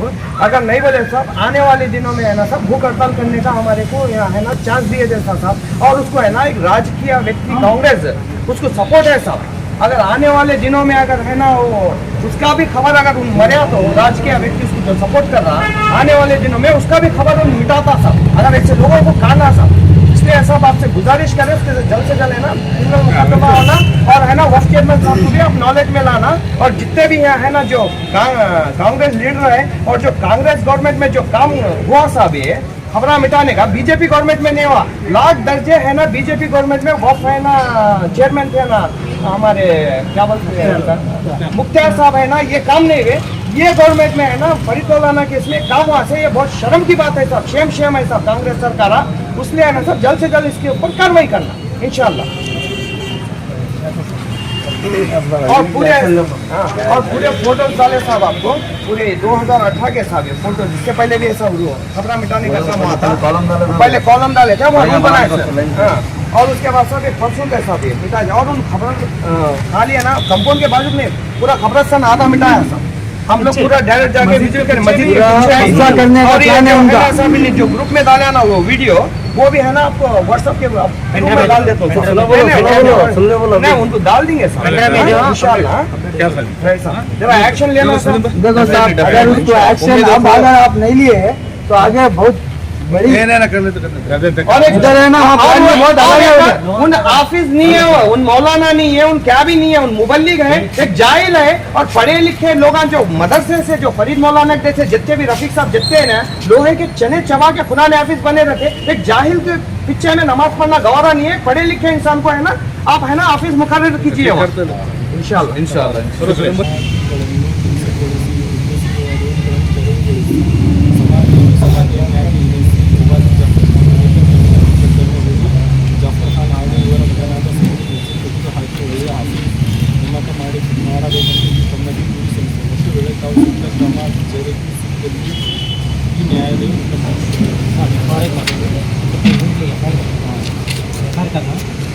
ना बोले कि डेप्यूटी के बगैर प्राइवेट कोई काम नहीं करना, चाहे मामा से मदद करना, जब लेवल करे उसका वीडियो भी उसके ऊपर एक्शन लो, जेसीबी वाले को पकड़ो, फोन करो, बोले क्या नहीं बोलो। साहब 24/12/2024 को लगभग 12 बजे है ना खबरों को मिटा दिए साहब जेसीबी से, और उसको रिसीव करेंगे। और उसके बाद है ना साहब, उसके बाद आप है ना 4/2/2025 को विजिट करें साहब, एक कंप्लेंट होने के बाद हयाती रोडा आप विजिट करने के बाद है ना वहाँ पूरा जाको ये करे, और रूम है ना तोड़ तो मिले थे साहब 2 दिन रमजान के बाद। उसके बाद है ना अभी तक है ना साहब वो रूम नहीं तोड़े, फौरन है ना वो रूम तोड़ना साहब। और उसके बाद साहब 6 तारीख के दिन यहाँ है ना वक्फ ऑफिस के ऊपर है ना जो मीटिंग कर रहे थे साहब बशीरुद्दीन साहब, शालम साहब, सब जने गलती मान ले को अभी मैं समझ नहीं करता हूँ, बैंक को नमाज पढ़ा तो मैं खबरा मिला तो गलती हो गई, तमाम माफ़ी मांग ले को अभी मैं ना मैं मस्जिद का नाम यूटिलाइज नहीं करता मुझे थे। अभी एक नया वीडियो बनाया साहब 23 अप्रैल 2025 को एक सरकारी लोवाली बल को एक ग्रुप में डाले साहब, उसके अंदर क्या बोल रहे हो निकाह है ना अहले सुन्नतुल जमात वाला ही पढ़ाई तो है ना होता, जैसे कि अंगूठे को छूमना, हयाल सलाह बोले को टूटना उन्हें, और उसके बाद उन लोगों के है ना फातिहा दिलाना उन्हें, है ना 11वीं के फातिहा दिलाना, और उसके बाद है ना मिलाद मनाना उन्हें, और उसके बाद है ना साहब ऐसे है ना पॉइंट्स बोल रहे साहब उन्होंने, और निके को इसके ताल्लुक नहीं है साहब ना, है ना फिरका परस्ती कर रहे साहब, है ना साहब फितने का काम कर रहे दीन के अंदर, उसको है ना पहले इमामत से काट देना साहब, उसके ऊपर क्रिमिनल केस बुक करना साहब। आप अगर नहीं बोले साहब आने वाले दिनों में है ना साहब भूख हड़ताल करने का हमारे को है ना चांस दिए देता साहब, और उसको है ना एक राजकीय व्यक्ति कांग्रेस उसको सपोर्ट है साहब। ಈ ಸಂದರ್ಭದಲ್ಲಿ ಬಡಾವಣೆಯ ನಿವಾಸಿಗಳಾದ ಖಾಜಾ ವಲಿ, ಮೀರ್ ಪಾಷಾ, ರಹೀಂ, ಎಂಡಿ ಜಿಲಾನಿ, ಮೊಹಮ್ಮದ್ ಇಬ್ರಾನ್, ಸೈಯದ್ ಶೇರ್ಮಿಯಾ, ಎಂಡಿ ಶೇಖ್ ನಜೀರ್, ಜಲಾಲುದ್ದೀನ್, ಹಾಜಿ ಮಸ್ತಾನ್, ಫಾರೂಕ್, ಮುಬೀನ್ ಸೇರಿದಂತೆ ಇನ್ನಿತರರು ಉಪಸ್ಥಿತರಿದ್ದರು. ಜಿಲ್ಲಾಡಳಿತ, ಜಿಲ್ಲಾ ಪಂಚಾಯತ್, ರಾಯಚೂರು ಮಹಾನಗರ ಪಾಲಿಕೆ ಹಾಗೂ ಕನ್ನಡ ಮತ್ತು ಸಂಸ್ಕೃತಿ ಇಲಾಖೆಯಿಂದ ಮೇ 4ರಂದು ಶ್ರೀ ಭಗೀರಥ ಜಯಂತಿಯನ್ನು ಅದ್ದೂರಿಯಾಗಿ ಆಚರಿಸಲು ನಿರ್ಧರಿಸಲಾಗಿದ್ದು, ಆಚರಣೆಗೆ ಅಗತ್ಯ ಕ್ರಮ ಕೈಗೊಳ್ಳುವಂತೆ ಅಪರ ಜಿಲ್ಲಾಧಿಕಾರಿಗಳಾದ ಶಿವಾನಂದ್ ಭಜಂತ್ರಿ ಸಂಬಂಧಿಸಿದ ಅಧಿಕಾರಿಗಳಿಗೆ ಸೂಚಿಸಿದರು. ಇತ್ತೀಚೆಗೆ ನಗರದ ನೂತನ ಜಿಲ್ಲಾಧಿಕಾರಿಗಳ ಕಚೇರಿಯ ಸಭಾಂಗಣದಲ್ಲಿ ಶ್ರೀ ಭಗೀರಥ ಜಯಂತಿ ಆಚರಣೆ ಅಂಗವಾಗಿ ಪೂರ್ವಭಾವಿ ಸಭೆಯ ಅಧ್ಯಕ್ಷತೆ ವಹಿಸಿ ಮಾತನಾಡಿದರು. ಸರ್ಕಾರದಿಂದ ಆಚರಿಸಲಾಗುವ ಭಗೀರಥ ಜಯಂತಿಯನ್ನು ಆಯೋಜಿಸಲು ಅಚ್ಚುಕಟ್ಟಾಗಿ ವ್ಯವಸ್ಥೆ ಮಾಡಬೇಕು, ಹೆಚ್ಚಿನ ಜನರು ಆಗಮಿಸುವ ಹಿನ್ನೆಲೆಯಲ್ಲಿ ಅಗತ್ಯ ಏರ್ಪಾಡುಗಳನ್ನು ಕೈಗೊಳ್ಳಬೇಕೆಂದು ಸಂಬಂಧಿಸಿದ ಅಧಿಕಾರಿಗಳಿಗೆ ತಿಳಿಸಿದರು.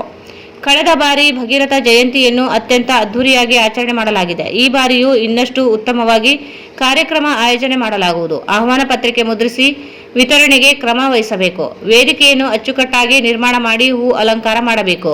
ಹೆಚ್ಚು ಜನರು ಕುಳಿತುಕೊಳ್ಳಲು, ಕಾರ್ಯಕ್ರಮ ವೀಕ್ಷಿಸಲು ಅನುಕೂಲವಾಗುವಂತೆ ಶಾಮಿಯಾನ, ಆಸನದ ವ್ಯವಸ್ಥೆಗಳನ್ನು ಮಾಡಬೇಕು. ಜಯಂತಿ ಕಾರ್ಯಕ್ರಮದಲ್ಲಿ ಯಾವುದೇ ಕೊರತೆಯಾಗದಂತೆ ನೋಡಿಕೊಳ್ಳಬೇಕು. ರಾಯಚೂರು ಮಹಾನಗರ ಪಾಲಿಕೆ ಅಧಿಕಾರಿಗಳಿಗೆ ಸೂಚಿಸಿದರು. ಈ ವೇಳೆ ಸಭೆಯಲ್ಲಿ ಹಾಜರಿದ್ದ ಸಮಾಜದ ಮುಖಂಡರು ವಿವಿಧ ಸಲಹೆಗಳನ್ನು ನೀಡಿದರು. ವಿದ್ಯಾರ್ಥಿಗಳಲ್ಲಿ ಸಾಮಾಜಿಕ ಸೇವಾ ಬದ್ಧತೆ ಮೂಡಿಸುವುದಕ್ಕೆ ಪರಿಪೂರ್ಣ ವ್ಯಕ್ತಿತ್ವ ವಿಕಸನಕ್ಕಾಗಿ ಎನ್ಎಸ್ಎಸ್ ಶಿಬಿರ ನಡೆಯುತ್ತದೆ. ಪ್ರತಿಯೊಬ್ಬ ವಿದ್ಯಾರ್ಥಿ ಇದರ ಅನುಭವ ಪಡೆದುಕೊಳ್ಳಬೇಕೆಂದು ಮಸ್ಕಿಯ ದೇವನಾಂ ಪ್ರಿಯ ಅಶೋಕ ಸರ್ಕಾರಿ ಪ್ರಥಮ ದರ್ಜೆ ಕಾಲೇಜಿನ ಕನ್ನಡ ಸಹಾಯಕ ಪ್ರಾಧ್ಯಾಪಕರಾದ ಶಿವಜ್ಞಾನಪ್ಪ ಲಕ್ಕುಂದಿ ಹೇಳಿದರು. ರವಿವಾರದಂದು ಜಿಲ್ಲೆಯ ದೇದುರ್ಗ ತಾಲೂಕಿನ ಜಾಲಹಳ್ಳಿಯ ದಿವಂಗತ ತಿಮ್ಮಪ್ಪ ದಿವಾನ್ ಸರ್ಕಾರಿ ಪ್ರಥಮ ದರ್ಜೆ ಕಾಲೇಜು ವತಿಯಿಂದ ಹೆಚ್ಚು ಸಿದ್ದಾಪುರ ಗ್ರಾಮದಲ್ಲಿ ಹಮ್ಮಿಕೊಳ್ಳಲಾಗಿದೆ 2024-25ನೇ ಸಾಲಿನ ವಾರ್ಷಿಕ ವಿಶೇಷ ಶಿಬಿರಕ್ಕೆ ಚಾಲನೆ ನೀಡಿ ಮಾತನಾಡಿದರು. ಪಠ್ಯ ಶಿಕ್ಷಣ ಜೊತೆ ಸಮುದಾಯದ ಪರಿಚಯ, ಸೇವೆ ಮೂಲಕ ಸ್ವಚ್ಛತೆ ಅರಿವು, ನಮ್ಮಲ್ಲಿ ಸಂಸ್ಕೃತಿ ಪ್ರದರ್ಶನಕ್ಕೆ ಸಾಂಸ್ಕೃತಿಕ ಕಾರ್ಯಕ್ರಮ, ಸಹಭೋಜನ, ಕ್ರೀಡೆ ಮೂಲಕ ಸಮಗ್ರತೆ ಪರಿಕಲ್ಪನೆ, ಹೀಗೆ ಹಲವು ಚಿಂತನೆ ಸಕಾರಕ್ಕಾಗಿ ಶಿಬಿರ ನಡೆಯುತ್ತದೆ. ಅದನ್ನು ಅರ್ಥ ಮಾಡಿಕೊಂಡು ಎಲ್ಲ ಚಟುವಟಿಕೆಗಳಲ್ಲಿ ಸಕ್ರಿಯವಾಗಿ ತೊಡಗಿಸಿಕೊಳ್ಳಬೇಕೆಂದರು. ಉದ್ಯೋಗ ಪಡೆಯುವುದಕ್ಕೆ ಪಠ್ಯ ನೆರವಿಗೆ ಬಂದರೆ ಜೀವನ ನಡೆಸುವುದಕ್ಕೆ ಪಠ್ಯೇತರ ಚಟುವಟಿಕೆ ಸಹಕಾರಿಯಾಗುತ್ತದೆ. ಶಿಬಿರದ ಪ್ರತಿಕ್ಷಣ ತಮ್ಮನ್ನು ತೊಡಗಿಸಿಕೊಳ್ಳಬೇಕು, ಆಗ ಸಾರ್ಥಕತೆ ಸಿಗುತ್ತದೆ ಎಂದರು. ಕಲಿಕೆ ವಿದ್ಯಾರ್ಥಿ ಶಿಕ್ಷಕರ ನಡುವಿನ ಕೊಂಡಿ ಆಗಿರದೆ ಸಮುದಾಯದ ನಡುವೆಯೂ ರಚನಾತ್ಮಕ ಸಂಬಂಧ ಏರ್ಪಡಬೇಕು ಎನ್ನುವ ಆಶಯದೊಂದಿಗೆ ಎನ್ಎಸ್ಎಸ್ ಶಿಬಿರ ನಡೆಸಲಾಗುತ್ತದೆ. ಗ್ರಾಮದ ಸ್ವಚ್ಛತೆ ಕೆಲಸದ ಜತೆಗೆ ಗ್ರಾಮೀಣರಲ್ಲಿ ಆರೋಗ್ಯ ಅರಿವು, ಮೌಢ್ಯತೆ ಹೋಗಲಾಡಿಸುವುದು, ಕಂದಾಚಾರಕ್ಕೆ ವಿರುದ್ಧವಾಗಿ ಯುವಕರ ಪ್ರೇರಣೆ, ಹೀಗೆ ಹಲವು ಮಾರ್ಗದಲ್ಲಿ ಯುವ ಜನತೆ ತಮ್ಮನ್ನು ತೊಡಗಿಸಿಕೊಳ್ಳಬೇಕೆಂದರು. ಇದೇ ಸಂದರ್ಭದಲ್ಲಿ ಮುಖ್ಯ ಅತಿಥಿಗಳಾಗಿ ಡಾಕ್ಟರ್ ಪ್ರಕಾಶ್ ಬುದ್ದಿನಿ, ಈರನ್ಗೌಡ, ಅರ್ಥಶಾಸ್ತ್ರ ಉಪನ್ಯಾಸಕರಾದ ಶಾಂತಗೌಡ ಪಾಟೀಲ್, ಎನ್ಎಸ್ಎಸ್ ಕಾರ್ಯಕ್ರಮಾಧಿಕಾರಿಗಳಾದ ಮುತ್ತಪ್ಪ, ಸೈಯದ್ ಅಲಿ ಸೇರಿದಂತೆ ಶಿಬಿರಾರ್ಥಿಗಳು ಇದ್ದರು. ಇಲ್ಲಿನ ಜಿಲ್ಲಾಡಳಿತ, ಜಿಲ್ಲಾ ಪಂಚಾಯತ್, ಕನ್ನಡ ಮತ್ತು ಸಂಸ್ಕೃತಿ ಇಲಾಖೆ ಹಾಗೂ ರಾಯಚೂರು ಮಹಾನಗರ ಪಾಲಿಕೆ ಇವರ ಸಂಯುಕ್ತ ಆಶ್ರಯದಲ್ಲಿ ಮೇ 10ರಂದು ಶಿವಶರಣೆ ಹೇಮರೆಡ್ಡಿ ಮಲ್ಲಮ್ಮ ಜಯಂತಿಯನ್ನು ಅರ್ಥಪೂರ್ಣವಾಗಿ ಆಚರಿಸಲು ನಿರ್ಧರಿಸಲಾಗಿದೆ.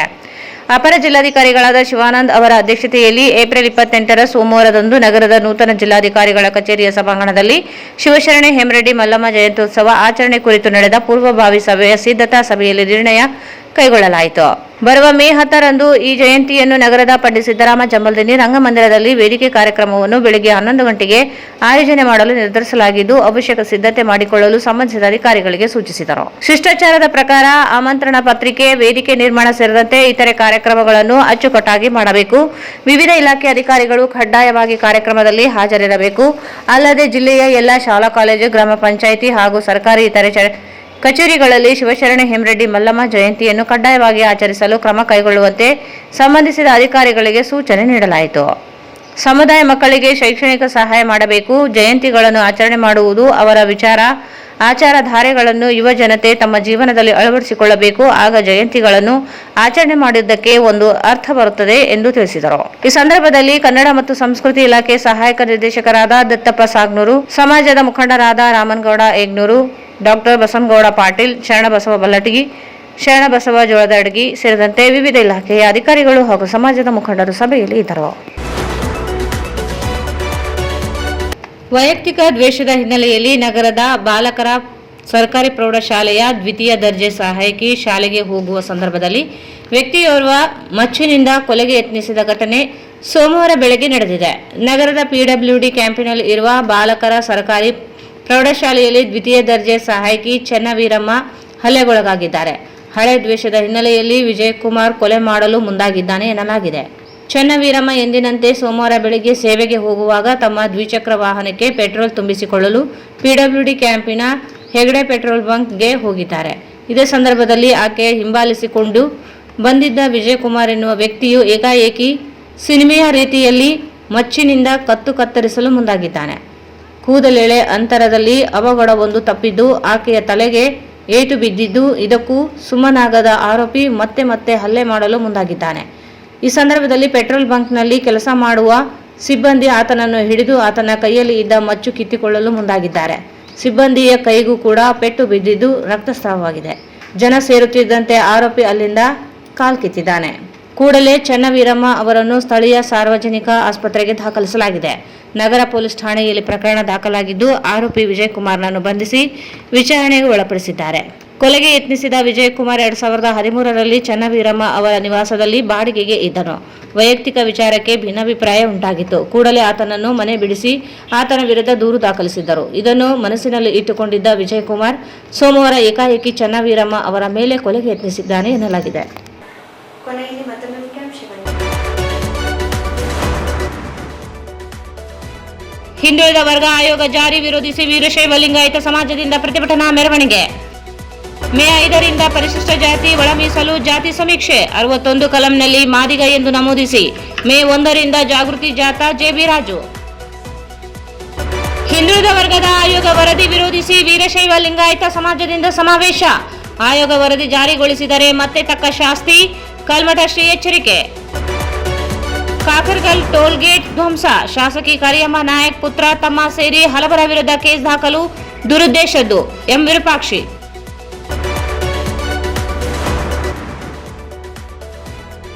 ಅಂದಿನ ಅನುಭವ ಮಂಟಪ, ಇಂದಿನ ಸಂಸತ್ತು ಇದ್ದಂತೆ. ಅಂಬಣ್ಣ ಆರೋಲಿ.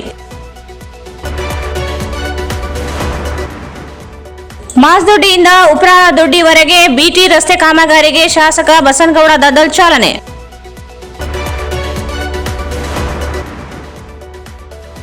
ಸರ್ಕಾರಿ ಪದವಿ ಕಾಲೇಜಿನಲ್ಲಿ ಜಾನಪದ ಸಂಭ್ರಮ. ಕುಣಿದು ಕುಪ್ಪಳಿಸಿದ ವಿದ್ಯಾರ್ಥಿ ಉಪನ್ಯಾಸಕರು.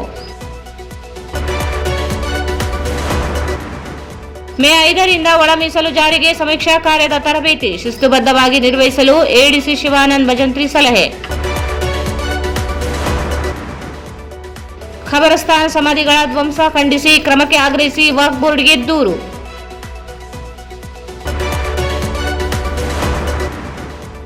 ಶ್ರೀ ಭಗೀರಥ ಜಯಂತಿ ಪೂರ್ವಭಾವಿ ಸಭೆ. ಅದ್ದೂರಿಯಾಗಿ ಆಚರಿಸಲು ಅಗತ್ಯ ಕ್ರಮಕ್ಕೆ ಸೂಚನೆ. ಎಡಿಸಿ ಶಿವಾನಂದ್.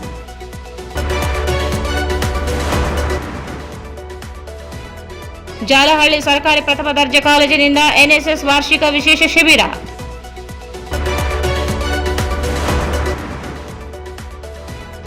ಶಿವಶರಣೆ ಹೇಮರೆಡ್ಡಿ ಮಲ್ಲಮ್ಮ ಜಯಂತಿ ಅರ್ಥಪೂರ್ಣ ಆಚರಣೆಗೆ ನಿರ್ಧಾರ. ಮತ್ತು ವೈಯಕ್ತಿಕ ದ್ವೇಷ, ಕ್ಲರ್ಕ್ ಮೇಲೆ ಕೊಲೆ ಯತ್ನ. ವಾರ್ತೆಗಳನ್ನು ಪ್ರಯೋಜಿಸಿದವರು ಒಂದು ನಿಮಿಷ. ಆಟೋ ಬಸ್ಗಳಿಗೆ ಕಾದು ಸುಸ್ತಾಗಿದ್ದೀರಾ?